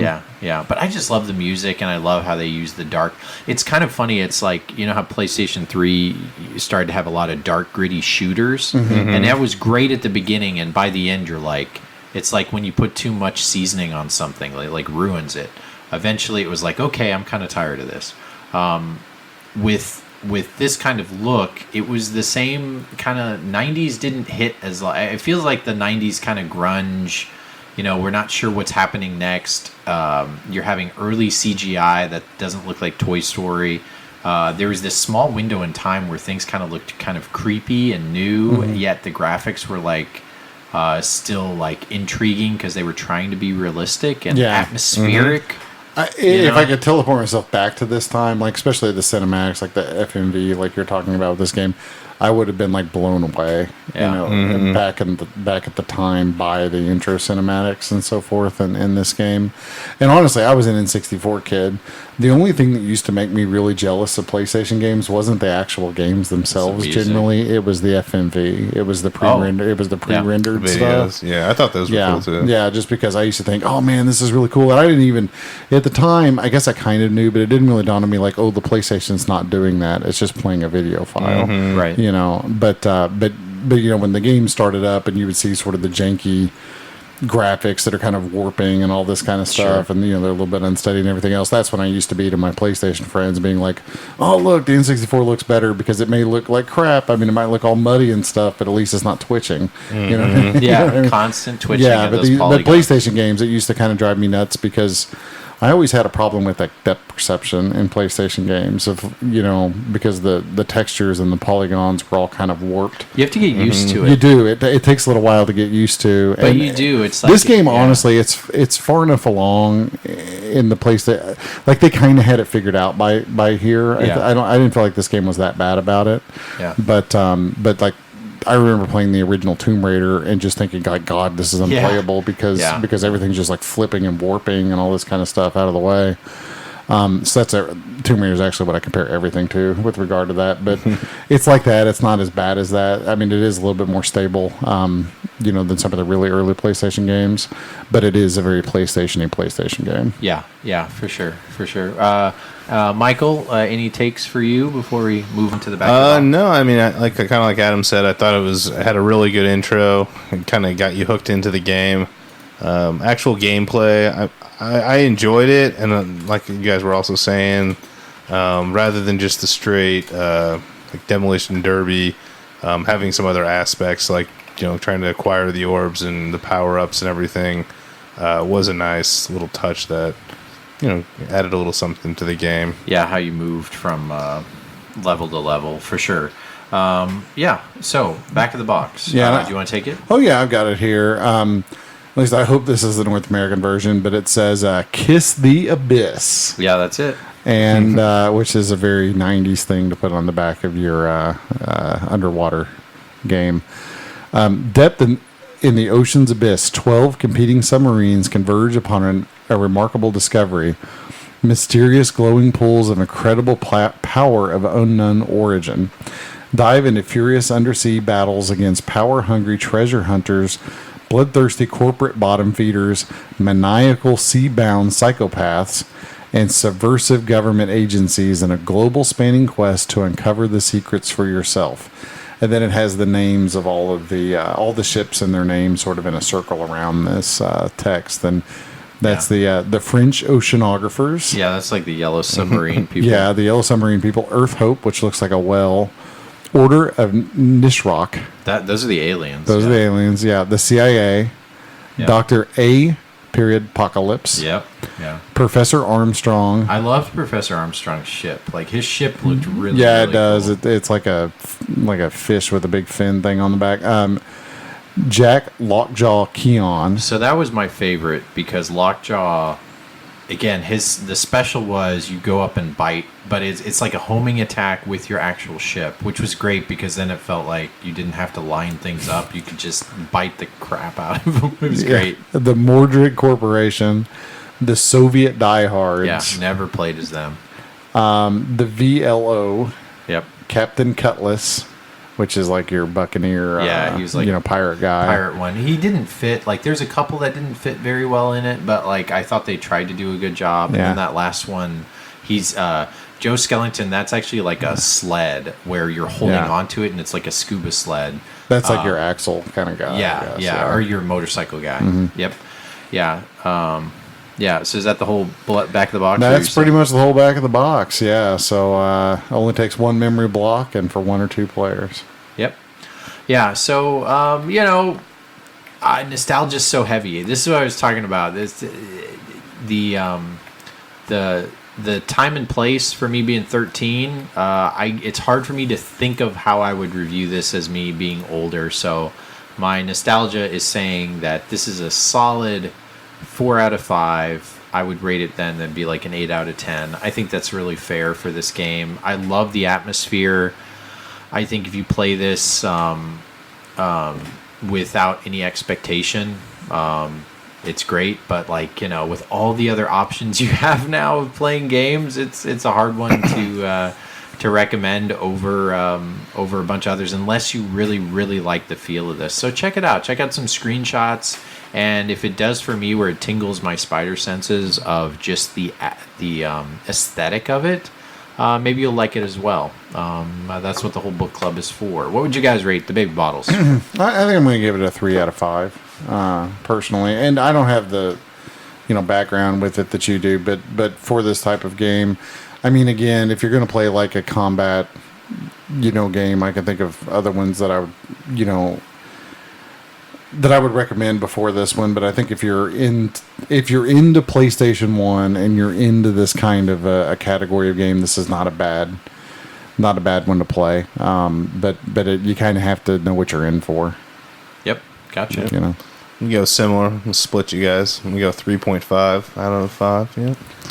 I thought it was a solid game. There's just, like I said, I'd honestly rather play Twisted Metal. Oh, yeah. That's just me. So got to leave some room for that's games. the thing. My nostalgia on PlayStation for this kind of game is always going to be like Twisted Metal 2, 3, or 4. Yeah. It's funny because I only played 1 and then I hopped to this and I kind of didn't go back until I got to like PlayStation, the Twisted Metal one on PS3, which is like the remake, which is its own like weird. It was Black, Twisted Metal Black on PS2. And a lot of people love those. Yep. Yeah, and then it was the redo. Yeah. So, all right. Well, let's see what we're going to talk about for episode 65. We've already kind of said we're going to go for our randomizer for our book club pick, and we're going to hit emails and messages right after this, and also iTunes reviews before we move on to our next segment. But since it is episode 64 and it's Michael's turn, Yep. We kind of bullied him into picking a Nintendo 64 game. He could pick a Jaguar game if he wanted to. So for the dad pick, did you already pick it? Yeah, I'm gonna go with, and I'm not sure which version. I was debating between for NFL Blitz for N64, whether to go for the 2001 version or the special edition. It's not in the top 15%. It's kind of up to you. Well, we'll go 2001. All right. What's the difference between the special edition? I'm not really sure. I have it. It's very minimal. I know. I know it's more rare with the special edition, but I'm not quite sure. We'll have that for next week. We'll do a little research on that. But it's a popular game on mini. The 2001 version's the one I played, Okay. mainly as a kid, and then even as an adult. So All right. I'm actually really looking forward to this one. All right, that'll be our video game book club pick from our dads. And now moving on to the randomizer. All right, and our video game book club listener pick. We always appreciate you guys. Just forewarning or just letting you know to enter a game into our video game book club, just reach out to us on social media platform. We always appreciate email, but if you reach out to us on Facebook, that works as well. And just give us a little blurb of why this game should be put in the book club, and we'll put it in there. And sometimes you have to wait years, sometimes you have to wait months, sometimes days. At least that's a possibility. But eventually we will get to it. So, our video game randomizer, and I love Fate. Don't you guys love Fate? Yay. Oh, yeah. As long as it's Fate in good fortune. We have another Nintendo 64 game. This was submitted by Chuck. It is Sarge's Heroes for the Nintendo 64. All right. nice. And we are on the 64th episode, and we're going to talk about it on the 65th episode. Yay. Nice and stupid. That's very stupid. I am excited about it. So our video game book club picks for episode 65 from the Nintendo 64, Sarge's Heroes, and NFL Blitz. Hut, hut, hike.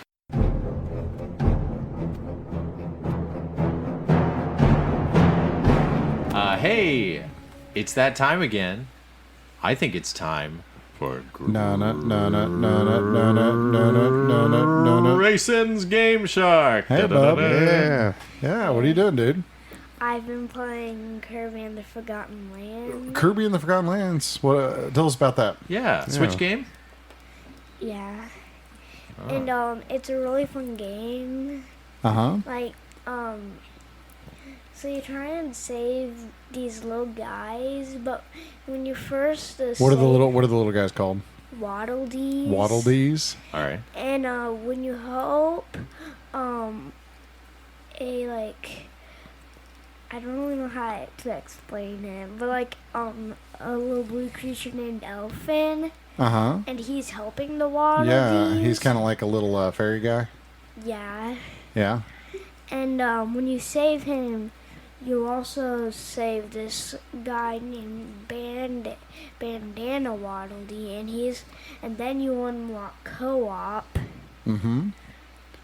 And I could just imagine you explaining this to your grandmother and then her thinking like, yeah, it's how just long do I just keep nodding my head? It's just the Waddle Dee. When is he messing with you? And co-op. Hold on real fast. So every Kirby game has a gimmick. You know what a gimmick is? No.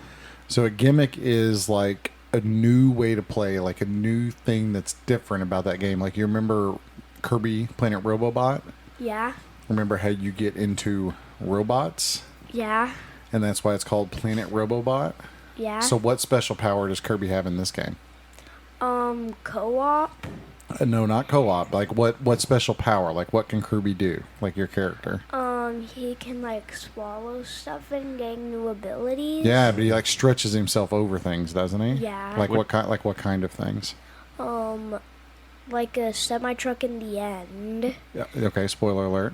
And then a car. And a car. And what else? I heard he doesn't quite fit. So if he doesn't fit completely, he just turns into like basically fondant over a cake, and then he just kind of makes the shape of that thing, right? But if it's small enough, he envelops it and he stays the same size. I love that our podcast is like the one podcast where you can learn about games, and also fancy pastries. I mean, that's what it reminded me of. I mean, if you guys have seen Grayson knows what screenshots- fondant is, right? Do you know what fondant is? He does because we watched that. Yeah. We watched that Is It Cake show. Right. Yeah. Okay, there you go. Yeah. That's not a bad I would- show. I watched yeah. it just to have on. We watched a couple episodes of it. I liked Is it. It Cake? Yeah, and I've watched the Garage Mm-hmm. Mirage episode. Okay, let's go back to Kirby though. Yeah. So Kirby, you really like, and you've beaten it already? Well, I haven't gotten to the true final boss yet. Oh, there's a true final ending. Yeah, it's Gotcha. like it's spoiler alert. It's kind of one of those you finish and then you finish. Okay, I like that. New Game Plus-ish type stuff. Yeah. Okay. kind of like Super wanna play Mario it. Odyssey, kind of. Yeah. Okay. Yeah. So you had a lot of fun with it. He actually, so I bought it, and it came in, and I told him like it was coming in Friday or something like that. So I let him open it, as soon as he got it, and you played it for like 4 or 5 days straight, Wow. Yeah. like all the time, right? Yeah, and we got it on the release day. Yeah, you got it on release day, Nice.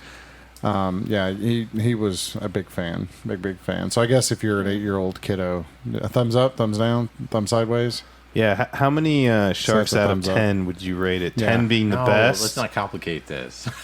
Okay, Just out of okay. out of 4 sharks, Yeah. Okay. how many sharks would you give it? 4 being the best. Yeah. And Four. 1 You being give it 4 sharks. 4 sharks. Now, are these great white sharks or are these like bluefin nurse. or nurse sharks? Yeah. Great White. Great Oh, whites. okay. Wow. Very nice. All right. All Good. right, so you liked it a lot then. Yeah. All right.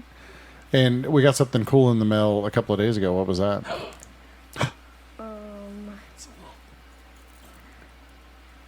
I'm trying to mime it. Pictionary. Well, remember, you played it last night in the kitchen. I had it set up on the counter. I forgot the name of Well, what Easter what, egret. what does it look like? Easter it. egg. A little arcade, but now I don't remember. the Yeah, name. so it's the Egret 2 mini arcade from Taito.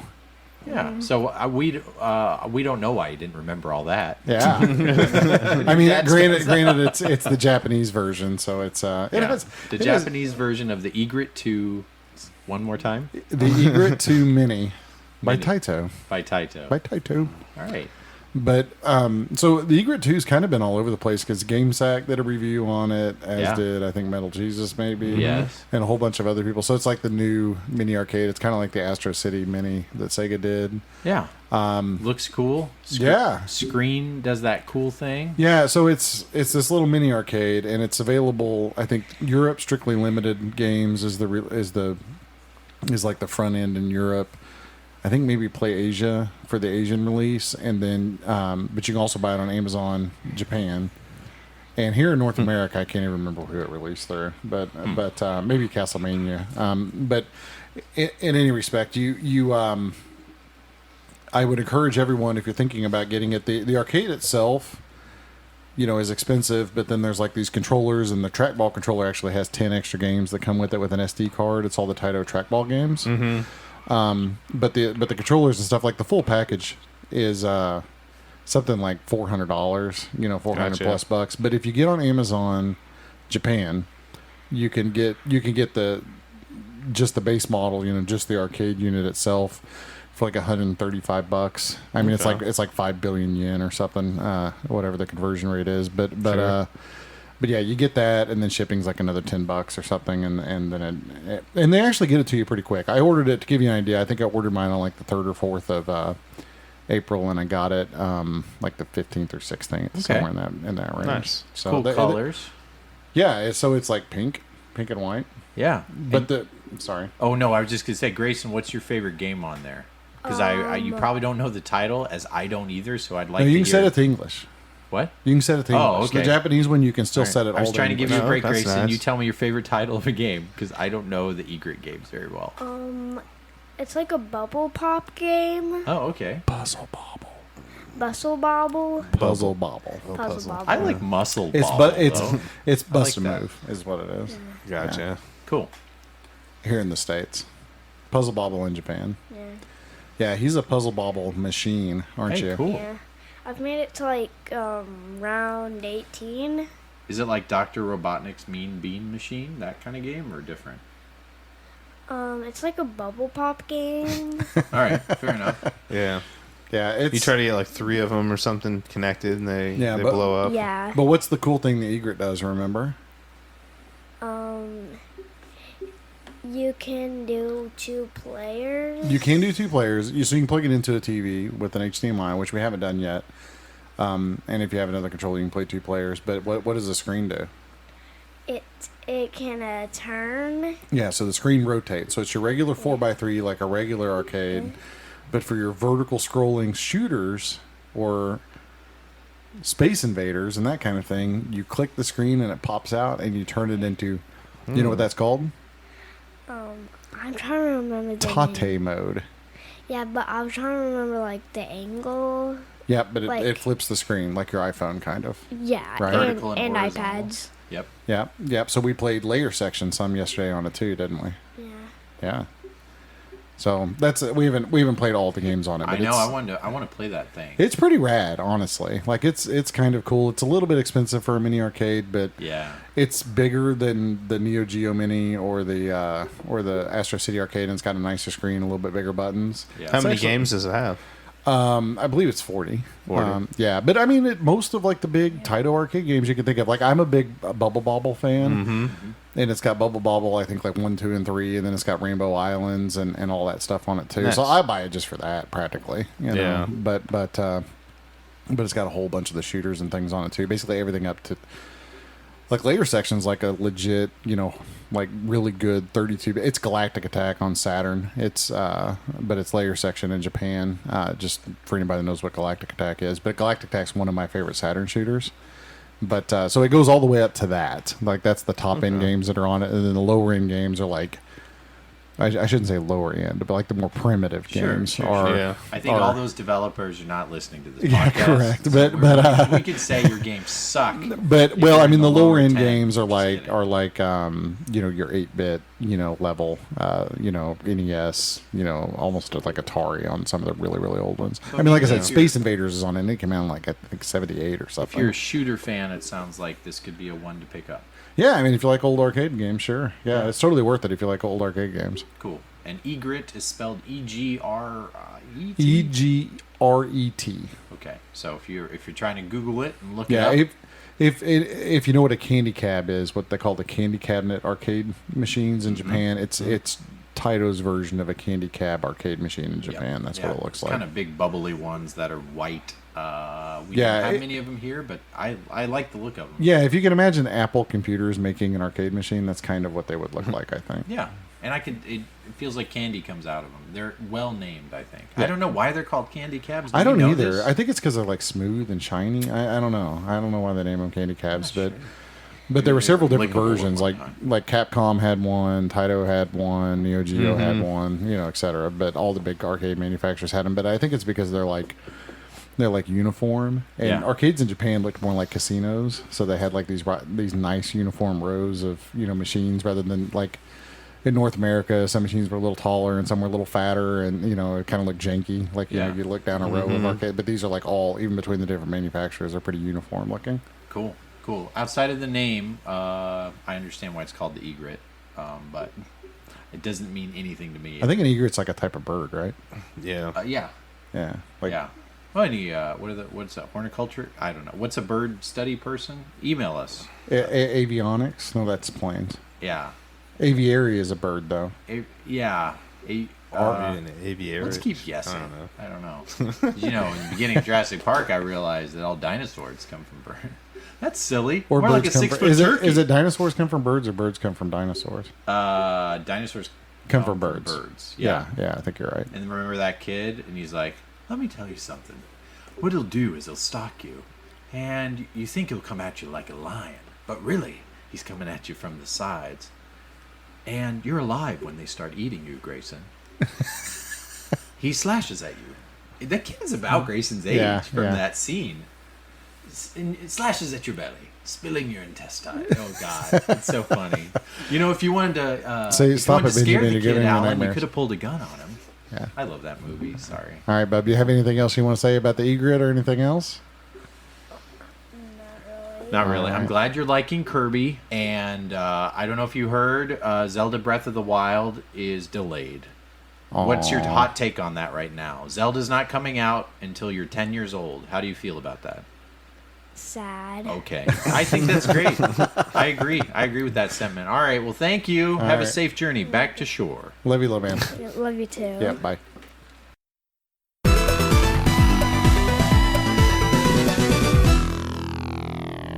All right. Now, yeah, exactly. All right, moving on. We first episode, guys. Just cut us a break. We're going to move on real quickly to emails, iTunes reviews. So just letting you guys know, we will read your iTunes reviews, good or bad. We really appreciate it if it's good. It helps us get seen on the algorithm. We don't have a Patreon or anything. We like it to be the price of free, so we can't disappoint you. So at very least, you're like, it wasn't our cup of tea. Are these guys video game developer? We don't know why people click on us, but it's usually because of our nice, dumb, stupid name we picked on purpose.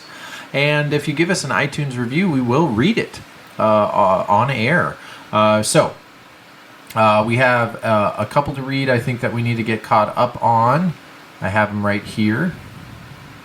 All right, so this first one is a 5 out of 5. We love it. This is from blah, blah, blah. It's a really long username. That's just a bunch of letters and symbols. I recently started listening and really enjoy the podcast. One could say it's like a McRib. Sassy sauce on a Wilford Brimley beat-em-up. Love it. Man. Thank you so much. And then another 5-star review. This is from Jeremy. These guys are great. They're not over the top and they are not boring, just regular dads finding time to hang out and talk about video games and family life. I'm a father of 4 and can relate to almost any situation they talk about. Keep up the great work, guys. Thank you so much, Jeremy. Father of 4, more power to you. But, they can all play Mario Kart together. That's something else. Father of 4, you definitely, it's hard to find the time, guys. I completely understand. All right, so moving on to emails. Actually, let me get a message that we got from a DM. Someone slid into my DMs over on the old Instagram, right? The Instagram. That's when you're old, you have to say it like that because otherwise it doesn't play the same, right? All right. That IGO. The what? That IGO. Yeah, definitely. All right, this message is from Chip. I remember he actually, I think, was one of the viewers on the Whatnot. Just real quick, we talked about it last episode, but if you ever want to kind of hop on our Whatnot, the one that I'm running, the username is Video Game Dads Pod. It's really stupid, but basically our whole name and just stopping before cast. Find us. I'm going to have a Whatnot show next week. I believe like the 26th. I don't know. Find my username. See if you want. If you're free, hop in, hang out. You don't have to buy anything. I like selling video games and talking and doing that, selling little things from my collection. So it's kind of like going to a con. That's what I love about that app. Do a lot of giveaways too. Yeah, nice. I know. I gave away an Inbox Nintendo 64. I like to talk about my pickups. I'm gonna do this really cool. This pickup I had at the con. I'll talk about it when we get to the cons. But basically, like anything I picked up recently that's pretty cool. Like I got this Mario coin pusher. Oh yeah. So you can find that on Instagram. So follow us on Instagram. Anyway, Chip. This message is from Chip and Marcy. You guys were a lifeline for me through the pandemic. I really appreciate the effort to still produce content as much as you could. Thank you guys. So glad to be getting back to some bit of normalcy. Cheers, Chip and Macy. Well, thank you, Chip and Macy. Thanks, Chip. Yeah, thanks. Yeah, I appreciate that message. We try our best. I know during the pandemic was one of our hardest times to actually do that and get together, but we try our best. Here's another one from Frank. Frank said, any chance I could put a book club recommendation? I said, yeah, awesome. He's going to throw in Addams Family, and this is actually it's a handheld. Addams Family for the Game Gear. Wow, that's a deep pull. I know. I was actually thinking about just getting that game because I love handheld stuff so much. You all know that. So getting the game and just turning it into a handheld holo pick. But no, let's give it its due. Let's put it in here. It doesn't have to be from a home console. So yeah, we're going to put in our video game book club. Frank, thanks for reaching out. I mean, the Game Gear is basically the Master System. So sure. Yeah. Yeah, just like, hey, the TurboGrafx Duo, right? Or what TurboGrafx? What's the handheld version of TurboGrafx? The TurboGrafx GT overseas or Express here. Express. That's right. Where you can buy jeans and play a video game. The Addams Family for the Game Gear. It's a game I grew up with. It's the first game that I had for the Game Gear growing up. Played it again recently, and it stood the test for me. Looking forward to giving it a run through when my analog pocket arrives. Oh, humble brag! Mine's still on order. Send us another line when you get yours so I can be envious. I saw Radical Reginald recently. I think he just got his pocket or it just arrived or something. So that's awesome. I love seeing everybody get one. I showed him screenshots of mine afterwards. Like, oh yeah, I already got it. First wave type stuff. I'm kind of wondering if I'm going to get my Steam Deck or my Analog Pocket first. I mean, I don't know. You can't go wrong with either. Yeah. But arguably a Fire. I mean, I don't know. I don't know. I'm not owning a Steam Deck. I'm just saying I would go for the Pocket between the two, if you ask me. Yeah. I'm sure one of them costs more than the other, right? Yeah, I don't know. They're both pretty expensive. Give or take. Okay. Yeah. Fair enough. All right. Remember, like I said earlier, iTunes reviews, really appreciate it. Kind of helps us be seen. Let's get to a couple emails here real quick. This one comes from Jake. Hey, dads, hope you've been well. I saw this on Facebook today at a marketplace near me and thought of you guys. What a lot. It's funny you could say that about us. What a lot, you two. I feel that's like how British term talk about a group of people. What a lot of it. Yes. Sorry for the people in England that we actually, I think England is our third next to Canada. So U.S., our biggest listener group, big surprise. But when I look at the analytics or whatever, it's then Canada. And then very close behind is Great Britain. I don't understand. So is everybody from England on TV? What do you mean? It's weird. It doesn't matter. I talked to my wife about this sometime. England is strange to me because it's a relatively small country. I mean, land-wise. Mm-hmm. Yeah. Right? But there's British people everywhere. And then, if you turn on TV or movies or whatever, all these actors and actresses who you don't even think are British. Oh, Great Britain in you got Wales, you have. Well, I know, but still, they're all pretty small. True. Yeah. True. But they're everywhere, and then there's all these actors and stuff. You'll see them in shows. There'll be this new actor or actress come up, and I'm like, oh, I really like them, and I'll think that they're not British. Because they have southern accents in their shows or whatever. And then I see an interview with them and stuff, and they're like, oh, blah, blah, blah, doing the British thing. And I'm like, what? They're British? Yeah, crumpets. But I think everybody from Britain is either the same place that I happen to be on vacation or they're on TV. Yeah. That's my theory. Everyone in Britain gets a TV show. The UK. You're probably not wrong. Mm-hmm. And also part of it is that, it's that whole syndrome of BMW drivers are terrible. Well, that's because when they cut you off, a BMW's easiest spot, and then you instantly associate. I bet you part of it is that weird It is, but it's just funny because every time I go on vacation anywhere, there's always British people there. Yeah, and it doesn't matter where it is. Yeah. Well, I mean, I will say, when you visiting the country, It's cliche, but I do love the way they talk. I love the way they rib each other all the dang time. I like British people too, and I even think I've been insulted by them and not understood that I was being insulted. And the nice thing is when they insult you, it really is almost like a compliment anyway. Exactly. Because they insult each other all the time. Yeah. I mean, actually, I kind of think bullying is a problem, and we won't talk about that because, I watch it in a lot of shows of kids getting bullied and really what. But you know what? I don't know. They end up. I don't know. It's just it seems like they're just everywhere though. Mm-hmm. Yeah. I don't know. It's impressive is what I'm trying to say. It is. Yeah. I just hope they don't live around wherever Harry Potter lives or something. There's some negative to Oh, you mean Harry Potter's step parents or whatever? I think so. Yeah. Or his aunt and uncle, is that who he lives with? Yeah, I mean, they go through walls I know some stuff about Harry Potter. Here's what I know about Harry Potter. I appreciate the fandom. I'm just okay with it, my wife, and I know Sean's wife. I thought Harry Potter's world was actually Britain. That's imaginary. No, it's a world within a world. Oh, so that's underground Hogwarts Britain and all that stuff. Well, kind of. Yeah. What part of Britain is Hogwarts in? The part where it rains. Back to this email. This is what we do. This is again from Jake from Minnesota. he was just kind of showing off a lot. He got a Nintendo 64, 2-controller, 15 games, and he snatched it up for less than $200. Wow, Nice. And he's just like, my second just turned into the last 2 weeks. What a happy camper.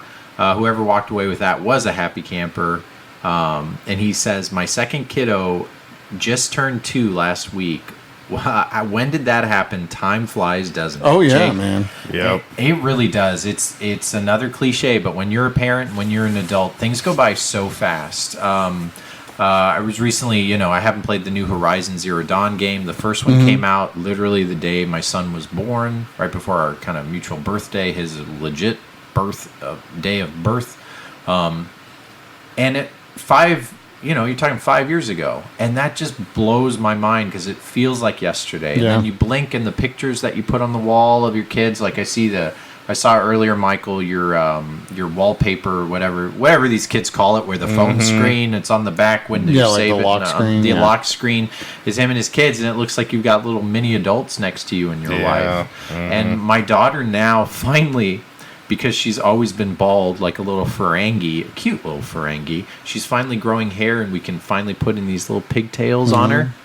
But it's like, she instantly like turned into a young little girl, and it just happened so fast. And I sent Adam a text recently, or maybe it was on our group chat. Inception came out. Oh God, yeah, no, I remember reading 12 years ago? Did I read that right? Yeah, no, it's accurate. The movie Inception came out 12 years ago. If you're listening to this and you crashed your car, I'm really sorry. Or maybe this is the dream within the dream. I mean, really, yeah, that plays too. It feels like you're constantly in a dream, and you wake up and you're like, what planet are you on? That is part of getting older, though, too. Is that life starts weird. getting blurrier. Well, you remember 5 years as an adolescent. So much happened in that 5 year span. Yeah, 5 years was like forever. Yeah, and it's like, you can go from middle school to graduating high school in 5 years. Like middle of middle school to graduating high school, which I feel like has a smorgasbord of memories and growing up and feelings and changes and things. And then the last 5 years, I'm just like, my hair's gotten thinner, for sure. That's a given. I know that fact. And then my kids have gone from not being around or existing to like they're here, and they're like full people, and they have little funny attitudes. And I feel like, I don't know, we're like I'm going to be 40 next year. Yeah. What the heck? I turned 40 in 2 weeks. What in the heck? Yeah, I turned 40 2 weeks ago. Oh, wow. Yeah, that's right. I actually didn't realize it was your 40th. Yeah. Yeah. And And here's the crazy thing, keep too. that secret. This year I turned 40, and this year I also in May, I'm not sure exactly how this works out, but I will have been married as long as I was not married. Oh, I love that. I love when I find stuff out like that. 40 is also the year where I am a married person longer than I was not a married person. Yeah, I can't. Which is kind of crazy to think about, but it's true. Yeah, super, super crazy when you add up all those years. I would think about like first time I ever was like on a date, or you're ever going steady with somebody. Yeah. And then if I doubled that age was 10 years ago, and I'm like, what? Like I've three little lifetimes from 0 to 15. I've done that already a couple times. You know what I mean? It's just, it's so bizarre. And I get it, because if you think about it, like 20 years ago, I was already out of high school, and 20 years from now, I'll be basically considered a senior citizen. Yeah, I mean, like, 20 years from now, I hope to be like getting, figuring out how to retire. Yeah, but like we're gonna be old looking. Oh yeah, like super old looking, like more older than we look now. It's just so bizarre. So sorry, but we were talking about that earlier, like our feelings of you were saying what's kind of driven us to, and we don't try to talk about like, hey, sell your video games or not resell. We sell parts of our collection now, especially Adam and I, because we have such a crazy amount of games. Everybody knows I have that complete PS3 collection. Adam's got this amazing what could be a museum in every state except the one John Hancock's in, probably. I'm not sure that John Hancock's is.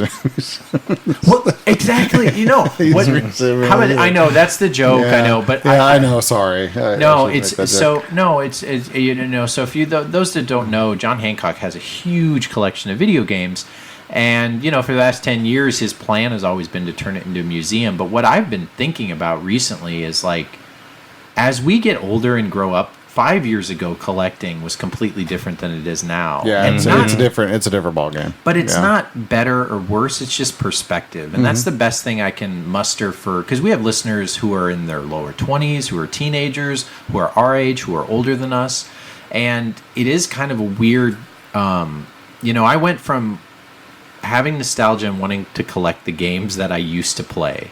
Mm-hmm. And then I went to collecting games that are interesting. And then YouTube happened, and every game is interesting. And then you're like, well, I need every game. And then you have friends that collect some. And then you want to collect a subset of I have this many, there were 2 Ben 10 games that came out for the Wii U. Let's get all 2 of them because I have 1. And stupid stuff like that. You just don't think about it. And it's like you're working. It doesn't hurt anything to grow this collection. You have these weird thoughts that you're going to play these games with your kids. Mm-hmm. And then as the years go on, for me, what I've noticed is, boy, these years go fast. My kid's halfway to 10 years old, and it feels like a blink of the eye.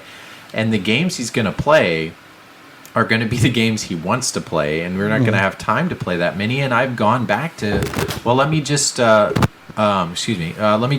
the games that I have memories with again, which is why I've kind of been, over these last couple of years selling at cons, getting rid of games I don't want to play. I still have way more than the average person. I have 50 Wii games, a bunch of Wii U games, and Adam, you've got a big collection too. But it's funny how our perspective changes, but it's not sad to get rid of them. Yeah. It's fun to sell these games. I was actually telling Benjamin, I'm not planning on I'm not planning on bowing out anytime soon. But now that I am getting near 40 and I do have smaller kids, you get a little bit more perspective on life, and I realize I'm not going to live forever. Yeah. Kind of thing. And then you start thinking about your own mortality and how, the philosophy of what you're doing in life sort of fits in with everything else. And honestly, for me, the game collecting thing, part of it is about it's cool to have the games, it's an accomplishment thing, it's a goal to have. And the thrill of the hunt. Kind of. But now, now that I'm selling at some conventions and doing some of that kind of stuff, that's kind of fun too. There's a little bit of accomplishment in that. And you get to meet people doing those things. Plus you're giving them, sometimes people get excited. Yeah, sometimes for those games super you excited. Don't care about. I'm not trying to lose my behind end selling games or anything like that, because I still buy games too, obviously. But if I could tell somebody really is into it and really wants it because it's a game they had when they were a kid that they've been looking for a while or whatever, I'm totally going to cut them a deal, kind of thing. But that's been fun. It's been fun just showing up and meeting people and talking to people and just sort of doing the thing. Right. And it's always been more of an accomplishment / gathering of stories and just a thing to do. Yeah. As much as it has been about the games themselves. Because when it comes right down to it, I can get on the Switch or the Xbox or whatever else and just digitally download a game really easily, with a lot less effort than going out and physically finding things and doing the stuff. But it's the same reason people go to rummage sales and everything else. It's kind of the process, that's kind of fun. But now the unwinding of some of it is also sort of a process and kind of fun in and of itself. And even going back through things, even to sell them, it's kind of fun just pulling things out of the boxes and being like, whoa, this thing's really cool, and I kind of forgot about this. And I've been going through my Genesis collection here lately, and I've got some Genesis games that I specifically bought because somebody had printed out, in the mid 90s, had printed out walkthroughs off of I love off of the internet and made handwritten notes all through them and written all this stuff. And I only bought those games because they had all this cool stuff inside of them that somebody sort of hand wrote back in the mid 90s that I think is kind of funny and cool to go back and look at, because it's It even has like the address or whatever. It's like their AOL account, you know. All Yeah. this stuff was was printed out on it. And I just think that kind of stuff is cool. You know what I mean? Yeah. So I'm like, oh yeah. I mean, now I have the only copy that has, you know, Joe Smith's AOL printouts in it with his handwritten notes and that kind of thing. But or I'll buy games, or I've bought games in the past too, where I bought them because they have the original sales receipts in them or something like that, you know, and going back through, I kind of like, oh yeah, I remember when I found this. I remember where I found it. And I remember thinking this was cool, you know, and all this kind of thing. So it's been fun going back through some of the stuff in that direction too. So yeah, I had on a Whatnot stream, I opened up one and it had a registration card filled out by someone who's very studious, like when this game came out in like 2003, and he like checked all the boxes of what kind of games do you like to play, like that thing you look at and you never fill out. Yeah, you filled it out with great penmanship. You're just helping out the market research. And I was telling people, I was like on the stream, like, so I'm selling this game. I don't know, it was Indiana Jones. It was a double I had of Xbox. Great game, you know. I love talking games. And I know I'm getting older because on Whatnot, a platform for admittedly sometimes younger people. You know, I'm kind of a novelty if I'm talking about games on there. And, you know, I was like, hey, if someone sends this to this guy and shows me proof that you, like, get this game back to its original owner, I'll just pay you back all the money that you paid for it or something like that. Because it's just, that is so fun. I always think of the dream. Could you imagine a game that you wrote with a stupid Sharpie that everybody gets so up in arms about condition?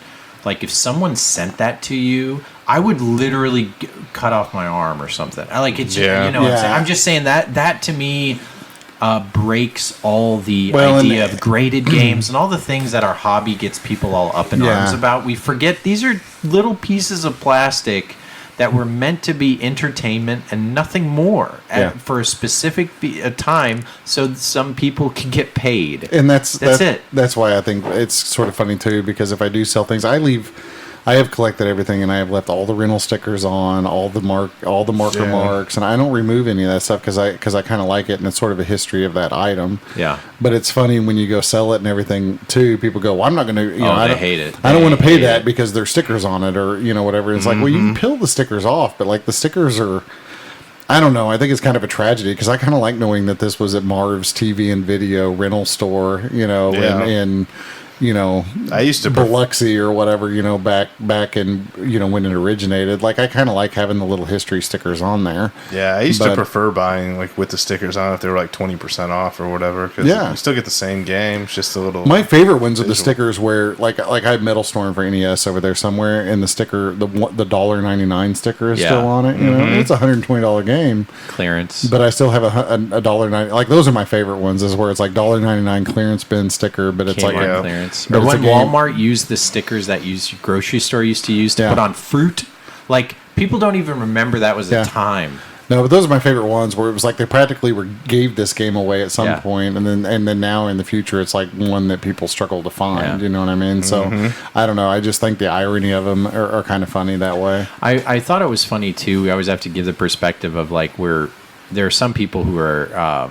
Got out of video games and got back in. There was a recent comment on a YouTube video of just something. It was just an aside, but it was a guy kind of upset because he got rid of his game collection in the like over 20 years ago, had a lot of good stuff, and now has recently just kind of dived back into it. And imagine like not being in, we've all kind of been into video games kind of constantly. I know Michael, you had just a period of like 5-10 years you just weren't into it, but this guy kind of is describing how frustrated he is with the market right now because he hopped out, had a lot of good games, now hopped back in, and it's like the worst time. Yeah. He sold at technically the worst time and is wanting to get back in at the worst time. And he's like, I can't believe this is all just fake markup because he hasn't followed it, right? So he says, DuckTales 2, I remember walking in KB Toys and there's 50 of them on the shelf and there's no way this is artificial scare. And I'm like, dude, no, like DuckTales 2 has always been uncommon for quite some time. It's an expensive game. How expensive is that game? I don't know, what, $200? Yeah, $250. So, but his frustration is real. His feelings are real about this. And I think like right now is so not the best time to get in it unless you are not aware of when these games were cheaper, because I have noticed people in their 20s and stuff like, oh, that's the price, that's what I'll pay. Sometimes people, and the people that are having nostalgia, GameCube was their baby's toy. NES, people still want to play. Super NES still has nostalgia for people that weren't even born then. There's a seller on Whatnot who has to be like, I don't know, like maybe 22 years old, and completely different, mindset on video games and like what he used to play. But you'll see nostalgia for kids games that came out in 2007, and you'll see comments on YouTube over those people, and it's funny. It's very cyclical. But we are running out of games pretty soon. What I think is interesting is our kids, physical media, their history is going to be on the cloud. Their memories and their nostalgia, I think, is going to be easier to find. Now YouTube, you can search these commercials. There's people who have put shout out to like Analog Memories. Wonderful. Subscribe to them. They're a wonderful take on, they rip things off in VHS and stuff like that. So it's fun to get blasts from the past from commercials and stuff. But you're always going to be able to access this stuff, I think, pretty freely, even though, Netflix movies come and go. But they're going to be nostalgic for things that were on the web and streaming services, and outside of toys for sure are always. And Tide Pods. What's that? And Tide Pods. Yeah. Yeah, exactly. Sorry. You remember Tide Pods? Yeah, remember when that was a thing? That was I think that was more like selective, what do you call it? Natural selection. Natural selection. That's so true. the people that, my first thought is the people, like, it was dark. The reason I was so quiet is my people who are nostalgic for that are no longer around. That's possibly true. Yeah, they're not going to remember their nostalgia either. Yeah, you're right. I'm still waiting on Pogs to come back. Pogs, oh man, I was big on Pogs. I thought those were forever. Yeah, amazing. That was a fad. Everything's coming back. Everything's nostalgic. That's for sure. But anyway, I don't know. That was kind of a long side tangent, but we constantly have to check the temperature because it's kind of a natural progression of collecting, and it also could be timing too. Pandemic reasoning. Here's an honest take, and I haven't said this on the pod, and I think people relate to this or it hits them. Like, I also don't want to sell my collection when my back is against the wall. Yeah, no, I've been the same way. And I'm not. I don't have my back against the wall. I want to sell it as a hobby. I want to sell it when I'm in charge of selling it. Yeah. And what I have seen, and maybe you have or haven't seen if you're a listener, depending on how deep you are, we have listeners of just casual video game playing. We have some that don't even play any video games, and we have some deep dive collectors. Something that I see frequently is people selling their entire collection when stuff hits the fan. And wonderful, you have technically a bank of tangible plastic and paper and cardboard that is worth money that you can trade in. Not everybody has that. People's collection, they've got one vintage car and it's depreciated. You never know. But if you have a good collection, it is money on the shelf if you need it. But I've noticed sometimes people see it as such a huge burden. They sell their entire collection at quite a loss, and all of a sudden you get, imagine, I'm looking right now in front of Adam. He has wonderful box systems, and he just like had a number to just sell that whole wall for like $4,000, which obviously is way less. $4,000 is a good chunk of money, but I've kind of seen people who are older and gray have all this stuff. They have to get rid of it quickly, and they're taking pennies on the dollar, and I kind of don't want to do that. I don't want that much stuff when I'm older. Yeah. I don't want it to feel like a burden. Yeah. It doesn't feel like one yet, so I want to get it out because I really just think it's cliche. We're borrowing this stuff. We don't really own it. Right? Yeah. Well, like I said, for me, it's sort of the same thing. But like I said, I'm trying to make it sort of into a continuation of the hobby, and I'm sort of refocusing in some ways too. Like, I'm not collecting anymore, but I'm primarily collecting Switch, and maybe eventually I'll finally complete my NES set and everything else. But those are really the only two things that I'm actively searching for and that I actively really want to build on at this point. Right. But still have no urge to get a PS5. Absolutely no urge to get a PS5. It's weird, isn't it? Yeah, it is weird. It's I mean, weird. I do have a Series X. Yeah. but I only have Game Pass. I don't buy games for it. Yeah, same here. But, I bought Halo Infinite because I really didn't like buy that it. game. I mean, like I said, everything we do on it, we play it a fair bit, but I only do Game Pass on it. Yeah. The only modern system I care to collect anything physical on right now is Switch, and I think it'll stay that way. And I think the Switch is the I'm pretty dead set on this, but I think the Switch will be the last physical system I collect for. Yeah. Yeah, I believe it. When the second version of the PSVR comes out, that'll probably be my time to jump into the PS5 when they make a bundle of that coming out later next year. But I've said before, I want a bundle coming out with PS5, and I'm getting so sick and tired of all these deals. And hurry up and quickly get on a waiting list to buy this system. Yeah, or come in and buy the system we have plus 4 $70 games. It's like someone telling you about this band, and they're like dragging you. Okay, I'll go see the band. Oh, the tickets are how much? Okay, well, you're my friend, so I'm going to do it, but I'm not a fan of it. That's kind of how the PS5 feels to me. Yeah, Right I do too. Like, right now, there's just nothing about it that I'm just like, oh God, I got to have that. Yeah, nothing against it. I'm sure it's fun. I actually... Just not my thing. You know, I mean, this generation, I mean, aside from Switch, I'm basically PC, which means I'm Xbox. But yeah. Mm-hmm. Hey, let me get another email here. This one's a great one from Joe. I'll try to shorten it a little bit. He says, "Dear Dads, I wanted to say thank you for the great content you put out. It's always a treat. And I have to say, thanks for the reference for Retro Bird on YouTube." That's right, I did that a couple episodes ago. He has quickly become one of my favorite channels to watch. And one of the few things on YouTube I don't have to worry about my kid seeing. Like lots of profanity on YouTube. That's stuff we were talking about earlier. And that is very true. He's a quirky dude, so I'm glad that you enjoyed that. And of course, thank you so much for being always happily surprised for us putting out content. We enjoy you listening. So he also goes on to say, and I've been hinting at this, I think it's going to happen, guys. I'm going to just make the assignment. I'm tired of kind of fishing. Oh, the top 100? Yeah. So he says, and I love the idea of making a personal top 100 video games. And I said it, this is going to help us. Mm-hmm. So he says he made one himself. It was pretty hard, which I agree. And it was tough leaving some really good games off the list. I've been thinking of doing a little write-up for each game, almost like a personal journal. Maybe no one will care. Probably no one will read it. But the idea of taking some time to gush about why I like each of the 100 games is important to me. It's actually not an idea for a podcast series, my top 100 games. I mean, you know, to our listener. That's what I've been saying for... Well, no, I'm talking about like a dedicated, like this, our listener here, you know, could make his own podcast series where... You could do each system I'm going to do 100 episodes, and each episode is going to be one of my 100 top games of all time. Yeah. You know? Yeah, I completely agree. Yeah. And it's like, who cares how many people listen to it? The cool thing about podcasts, for the most part, I mean, we like it when we like it when people listen to us and everything else. We do this for us too. I mean, it's cool when people listen, and we want more listeners and that kind of stuff too. But I feel like this whole podcast thing is kind of a mutually beneficial relationship.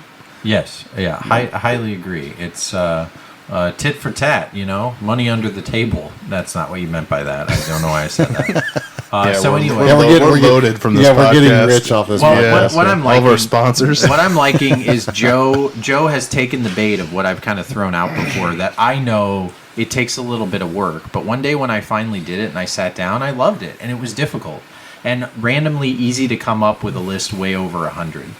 The hard part is ordering it. Well, he says his top 20. Let me just go through some of these games. We don't have to pause after each one. That would take forever. But number 1, he has Zelda 2 Adventures of Link. Mega Man X for SNES.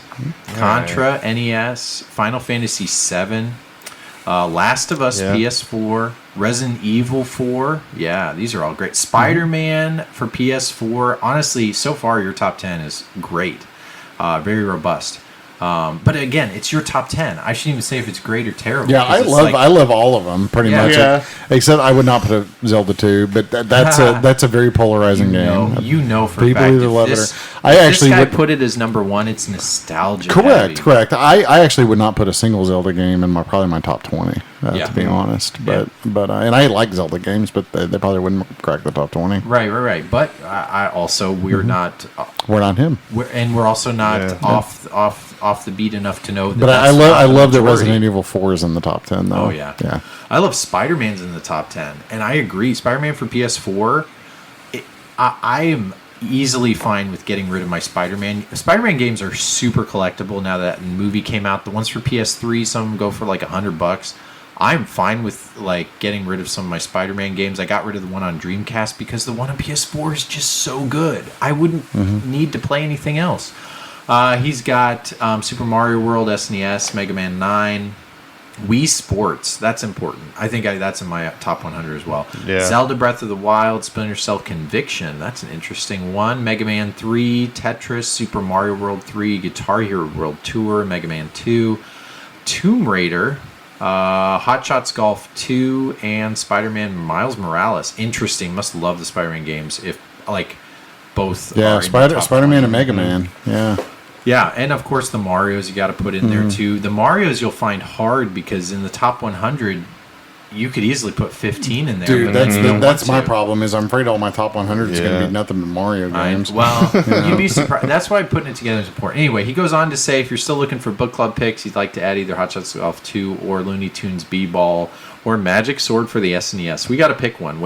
I'm telling you guys, just give me one. I hate picking when you give me three. What was the first one? He said Hot Shots Golf 2. Hot Shots Golf 2. And Looney Tunes B-Ball for SNES. I would love to throw that in there. And then he's also got this one called Magic Sword. I don't know anything about it. Do you know anything about Magic Sword? I almost want to pick that because I don't know. I'm kind of in the mood for a golf game though, personally. But we can do basketball. I'm cool. With Hot Shots Golf 2 is great. I could just. I know Hot Shots Golf, so we probably had to do the basketball game. That's just it. I do too. I love Hot Shots. When I heard Hot Shots, I was like, oh, that sounds like a fun game to play right now. Oh, Hot Shots. You know what's funny? And if you're listening, which you probably are, Joe, Hot Shots Golf, Open Tee for the PSP.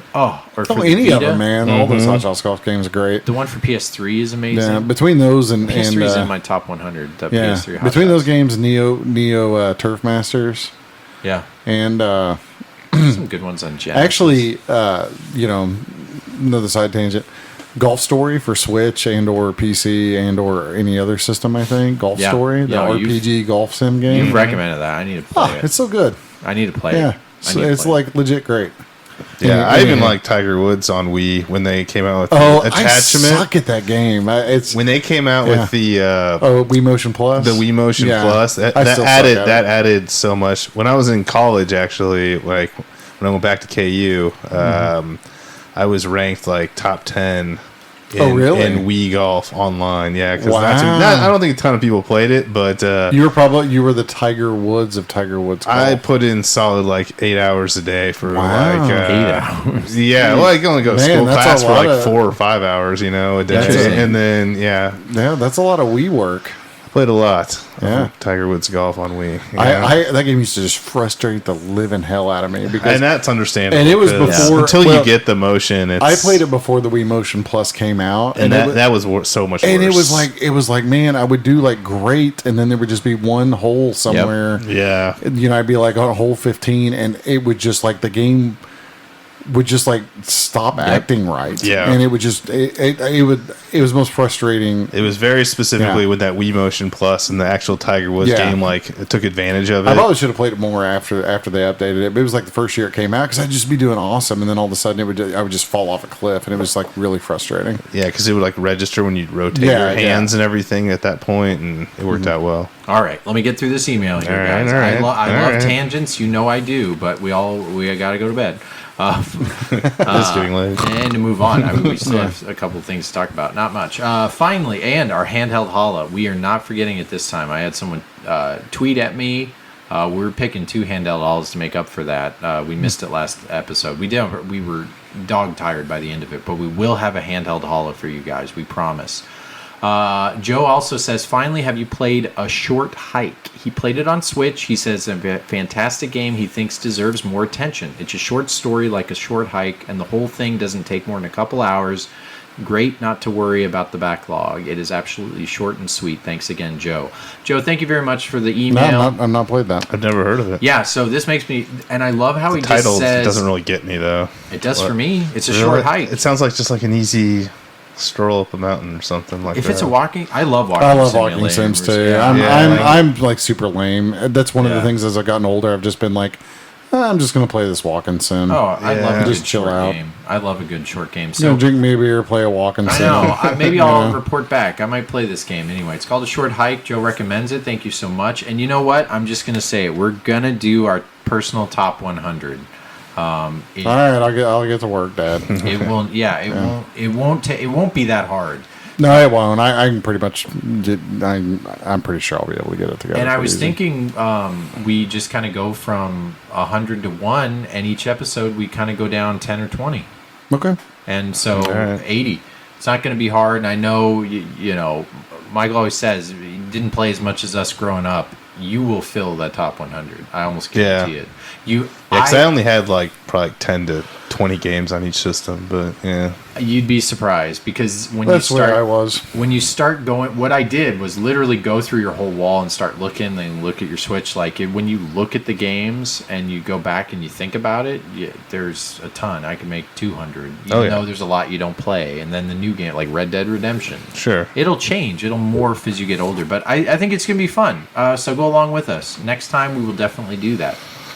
We'll just do one more, so we'll move on to the next segment. This one's from Jason. He was talking about how I do my overseas trades. It's honestly just groups in Facebook. He's in the UK and finished his Xbox PAL game, so that's really awesome.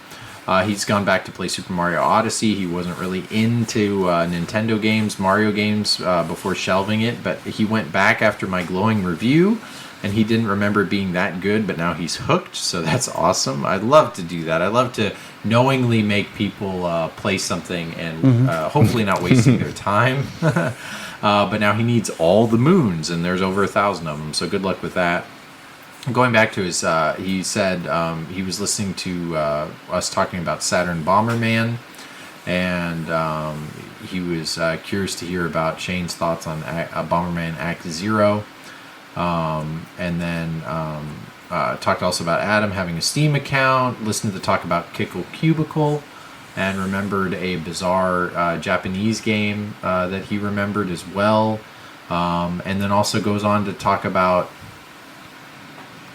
Lost Artisy, his pick for the 360. It was a great story, great notes, very moving, had a lot of themes related to his family.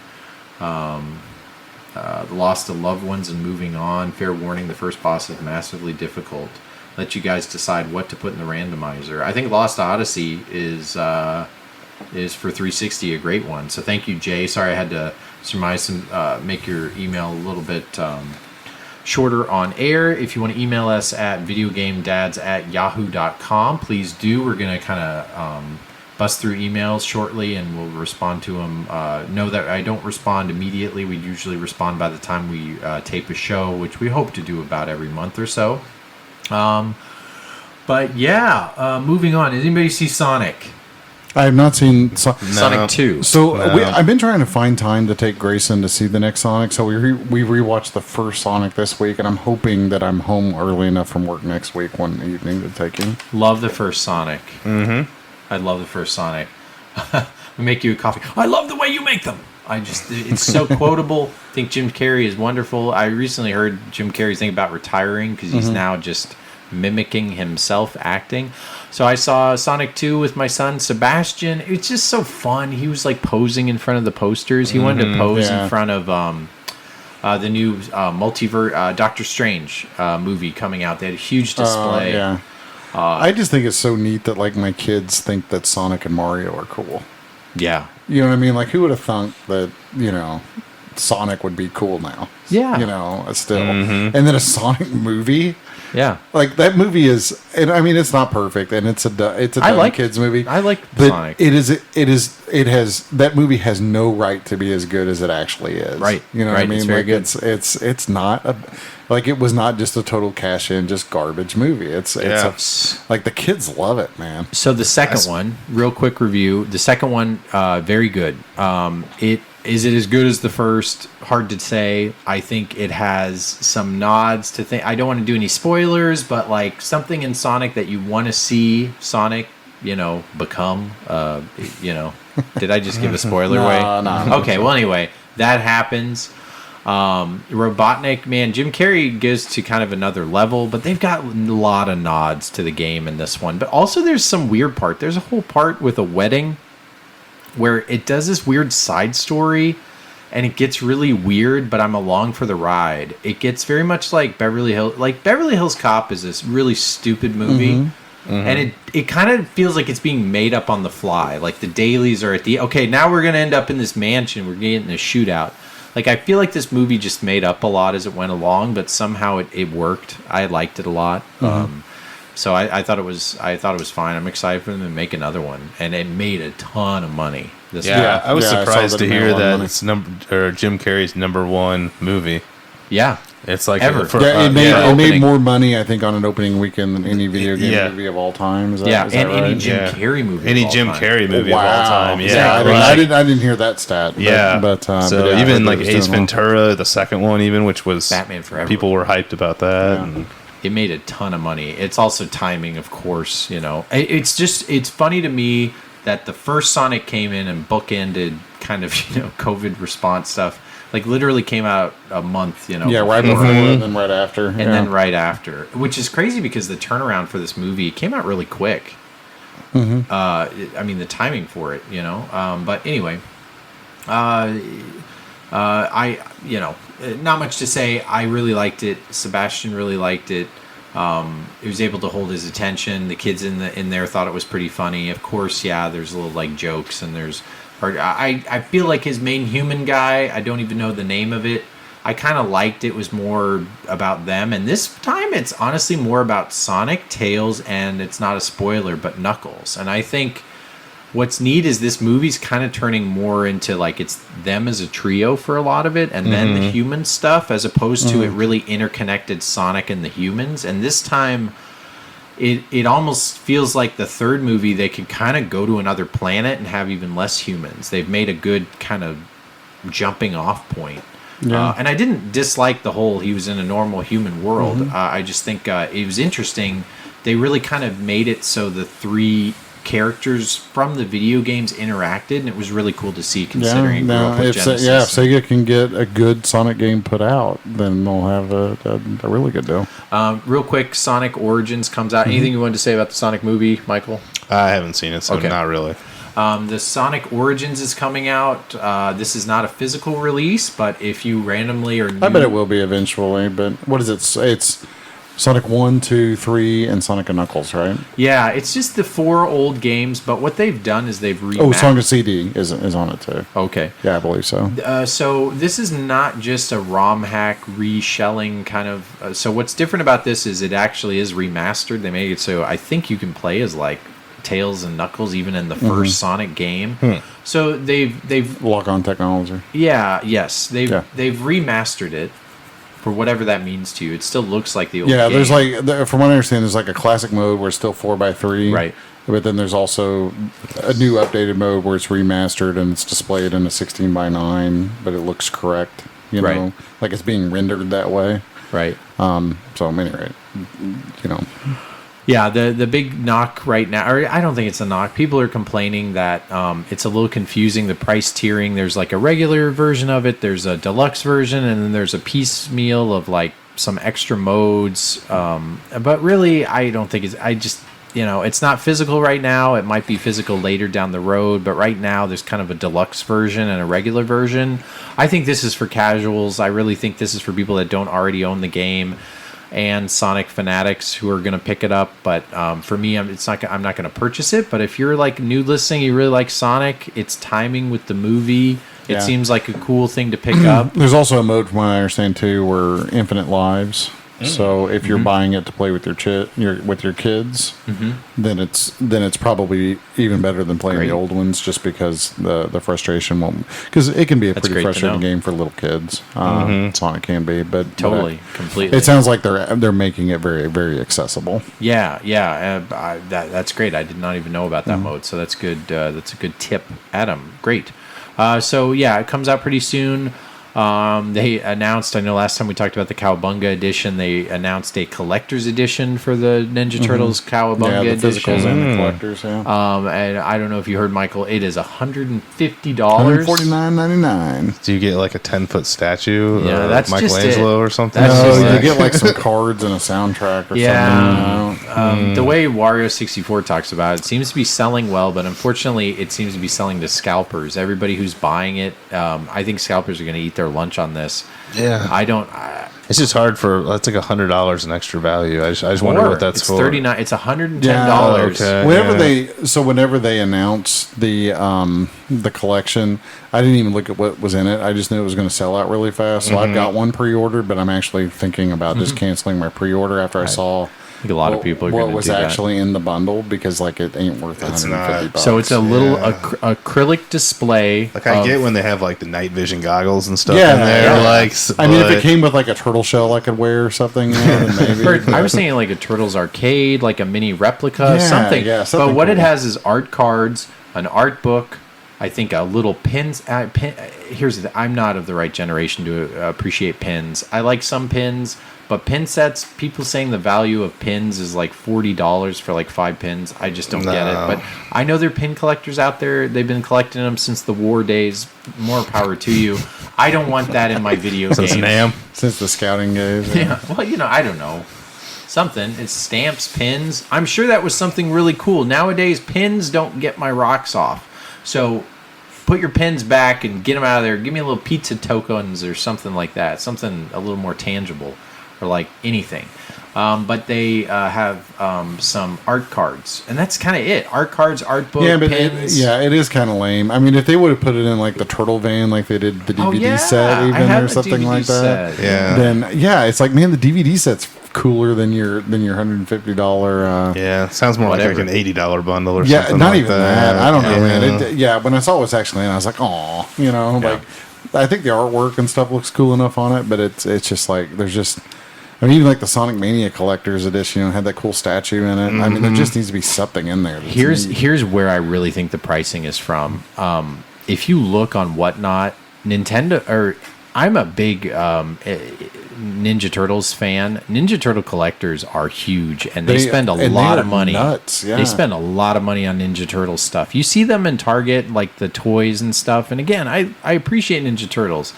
I'm not buying a whole bunch of Ninja Turtle toys.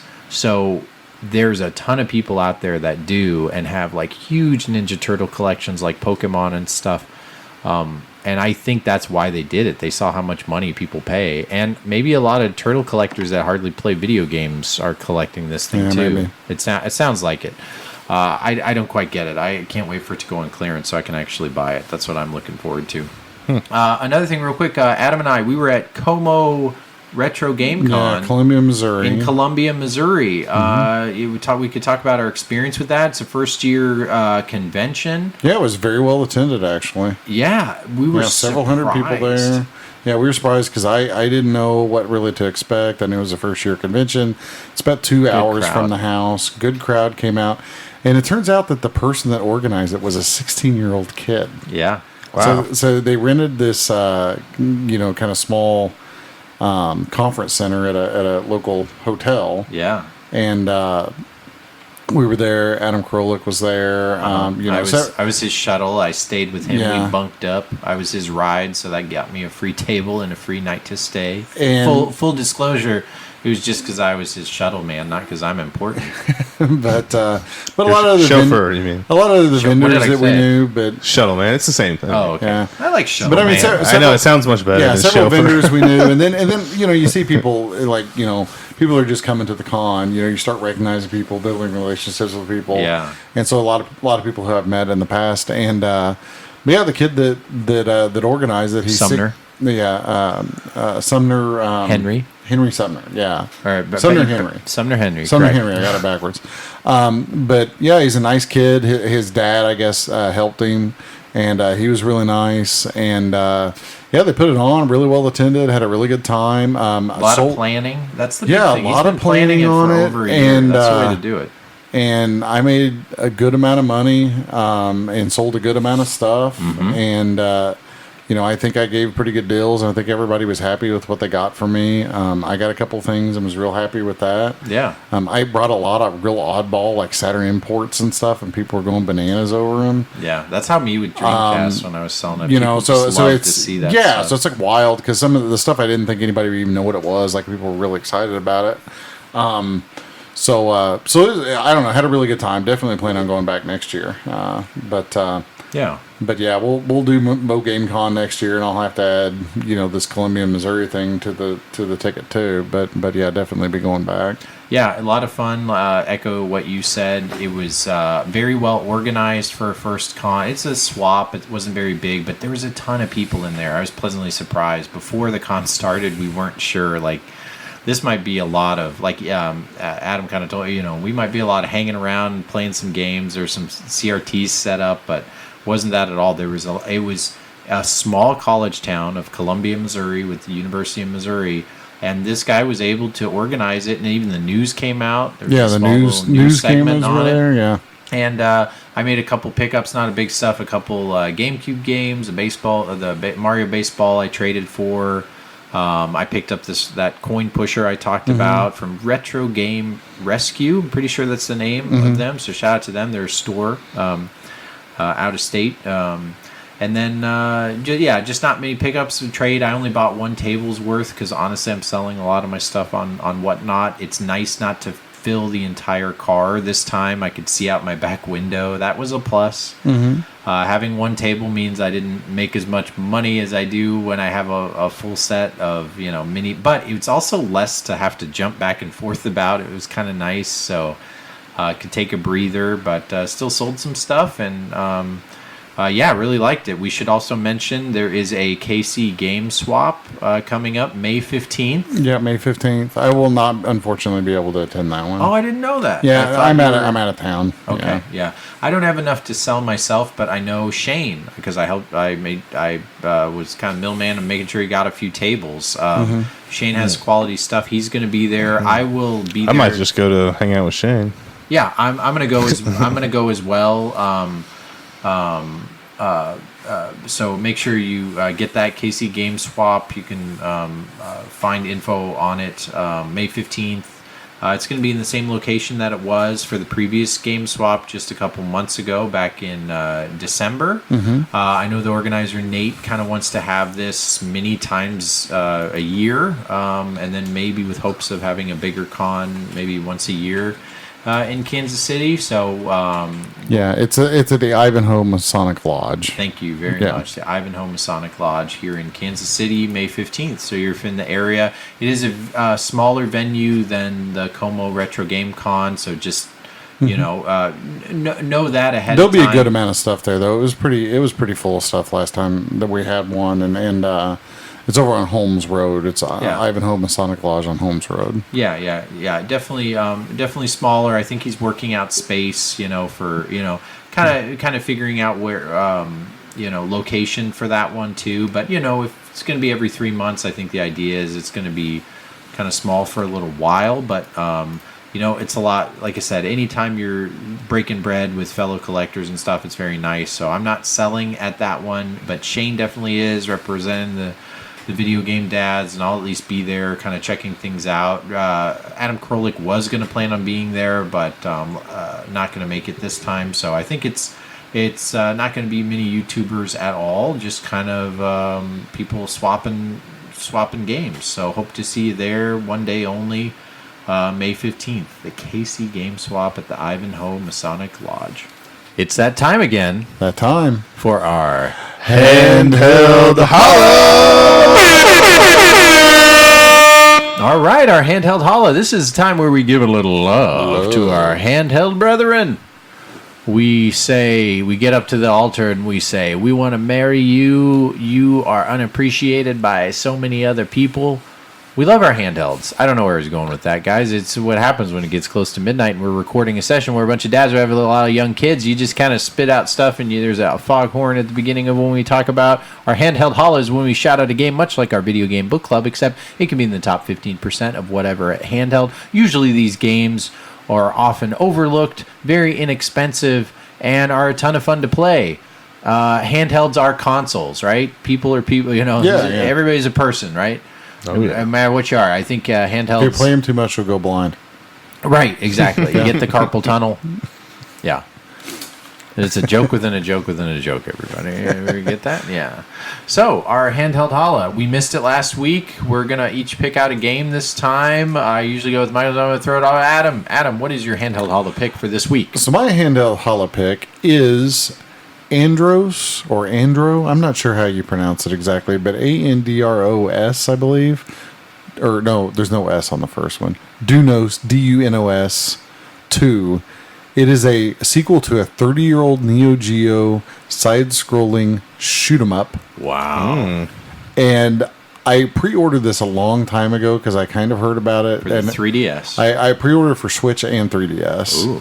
And so my Switch copy came in the other day, and I've been playing it a lot. And incidentally, it's still available on Pixel Heart right now. But I've been told by some reliable sources that this is the last 3DS game that will ever be printed. All right, so it's 3DS game. The 3DS game has not shipped yet, so it still either hasn't been printed or hasn't been shipped yet, but allegedly this is the very last one, so just FYI to all of our listeners. You get the deep cuts for our listeners, guys. You wouldn't get this at any other podcast. So my Switch pre-order came in, and it's legit good. It plays like a Neo Geo, shooter. It's got a little bit of modern. It mostly looks old, kind of like the old pixel art and stuff. But you can tell that it's running on higher, more sophisticated, technology. But it's a very competent, very good shoot 'em up. It's a really good game. I know. Actually. I really want to pick this up. I've been in a mode of old schooly, not buying games, just kind of curating my collection. But handheld, it's been hard to do. I still have a ton and this is a game, man. If you got 30 minutes, you could probably play through pretty much the whole thing, and it has a very wide difficulty range setting. So if you set it really low difficulty, it's actually pretty easy to get pretty far in it, and then that's called the bend difficulty. Correct, but you can also crank it up and have a lot of challenge with it. Okay. All the bosses are big and they're kind of multifaceted, but nothing. When you die in this game, it's because you didn't do something right. It's not unfair. It's not bullet hell. It kind of feels like a good TurboGrafx kind of middle of the road, middle difficulty kind of shoot 'em up sort of game. Yeah. The complaint on shoot 'em ups all the time is that they can be punishingly difficult. Mm-hmm. But this one is like, it's easy to pick up, it's easy to play, it's easy to get good at, it's easy to set to the difficulty that you want it to be, and then ratchet it forward. It's just a really good game. Quick question, two of them actually. First one, price.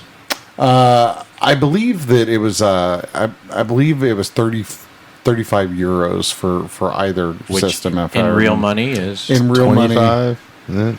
No, euros is like $1.3 ish. Oh, okay. So goes the other way. Yeah, so it's they're close to $50. Okay. If you're buying them from Europe. Now, Video Games in New York have them in the United States as well. I know the 3DS game. I think it's sold out there. I'm not sure about the Switch game. It's called Video Games of New York. Video Games New York. Video Games New York. VGNY Soft. Okay. Cool. Well, very nice. That sounds great. So you heard it here. Pick it up before it sells out. The other thing I was going to say, does this actually play in 3D? It does on the 3DS, yes. That's cool. Yeah, I don't know. Have you ever played Shovel Knight on the 3DS? Yes. Hands down best version of Shovel Knight because of the 3D. Yes, yeah. Same with Treasure Tracker. Yeah, like all those games. Mm-hmm. But I'm actually very interested in playing it on the 3DS because of I think the 3D is going to make a big difference with the backgrounds and stuff. You sold me on it. Yeah. I'm going to pick it up. And it uses both screens? Yeah. Well, I'm not sure exactly. But I would assume. But the interesting thing that this does versus the old game, because I've played the old game too, but the sprites warp in from the foreground or the background, and I think that's going to look really cool in 3D. That would be cool. Yeah, I like those shooters that do that.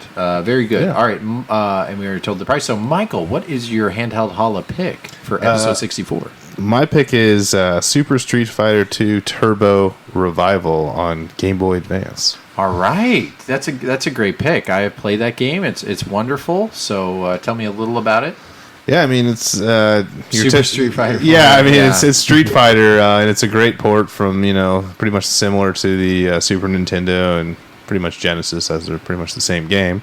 Yep. But yeah, it takes all your favorite characters and puts them in a handheld version, and it actually plays really well. Plays very well, yeah. Yeah, which is kind of tough on a lot of GBA games when they convert them from Super Nintendo. A lot of times they scale them down. Mortal Kombat, terrible for the GBA. Yeah. Like when I say terrible, it's like choppy, unplayable. Unplayable. It's worse. It's like somehow it's like a broken game. It is so bad. There's some videos like saying it might be one of the worst handheld games like ever made. So this game is great. How much does it go for? Is it like $25? I was thinking it was like 20. I forgot to look that up. Sorry. I think it's in between 20 and 30. We're checking with our lawyers here. 1 second. Checking with our sources. While Michael is checking that, I will give my handheld haul a pick. All right. My choice is from the PlayStation Portable.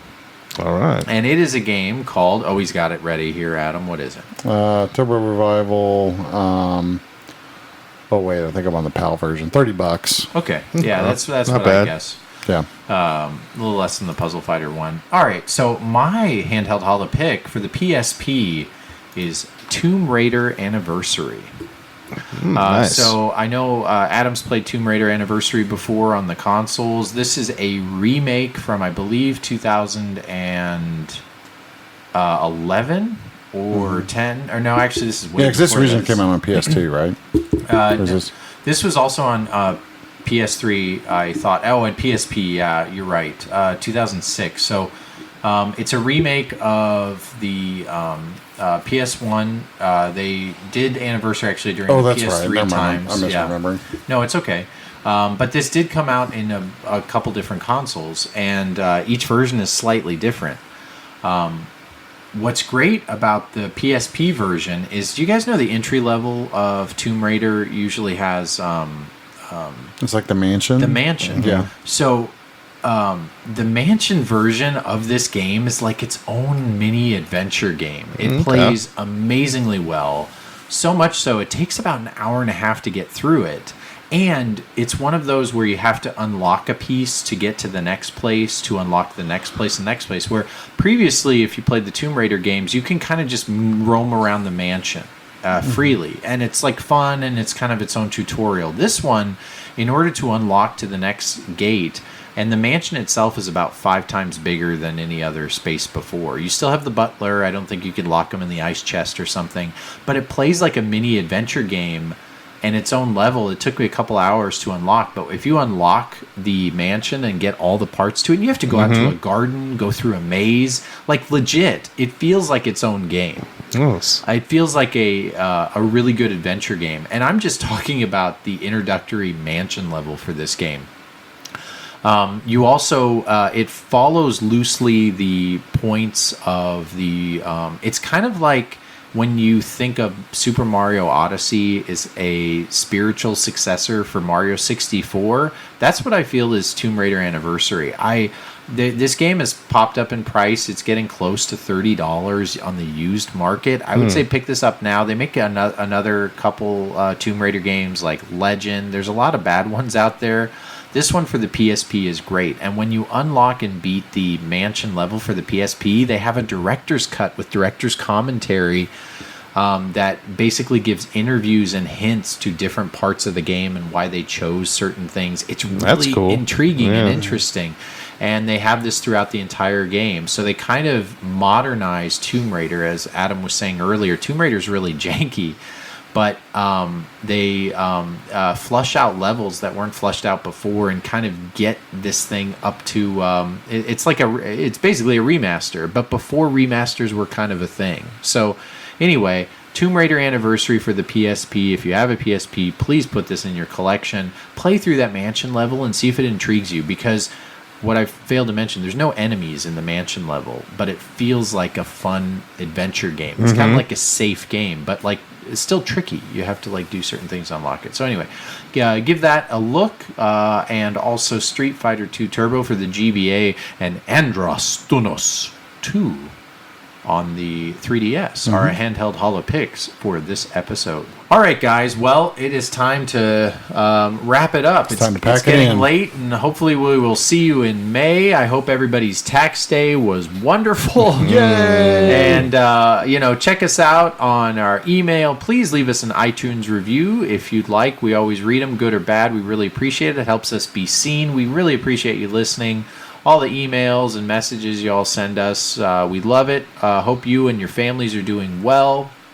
Always appreciate you listening. Check out Whatnot and see if you want to hop on a stream to check us out live. If you want to see me, at least in between episodes, and also check out that Casey Game Swap May 15th.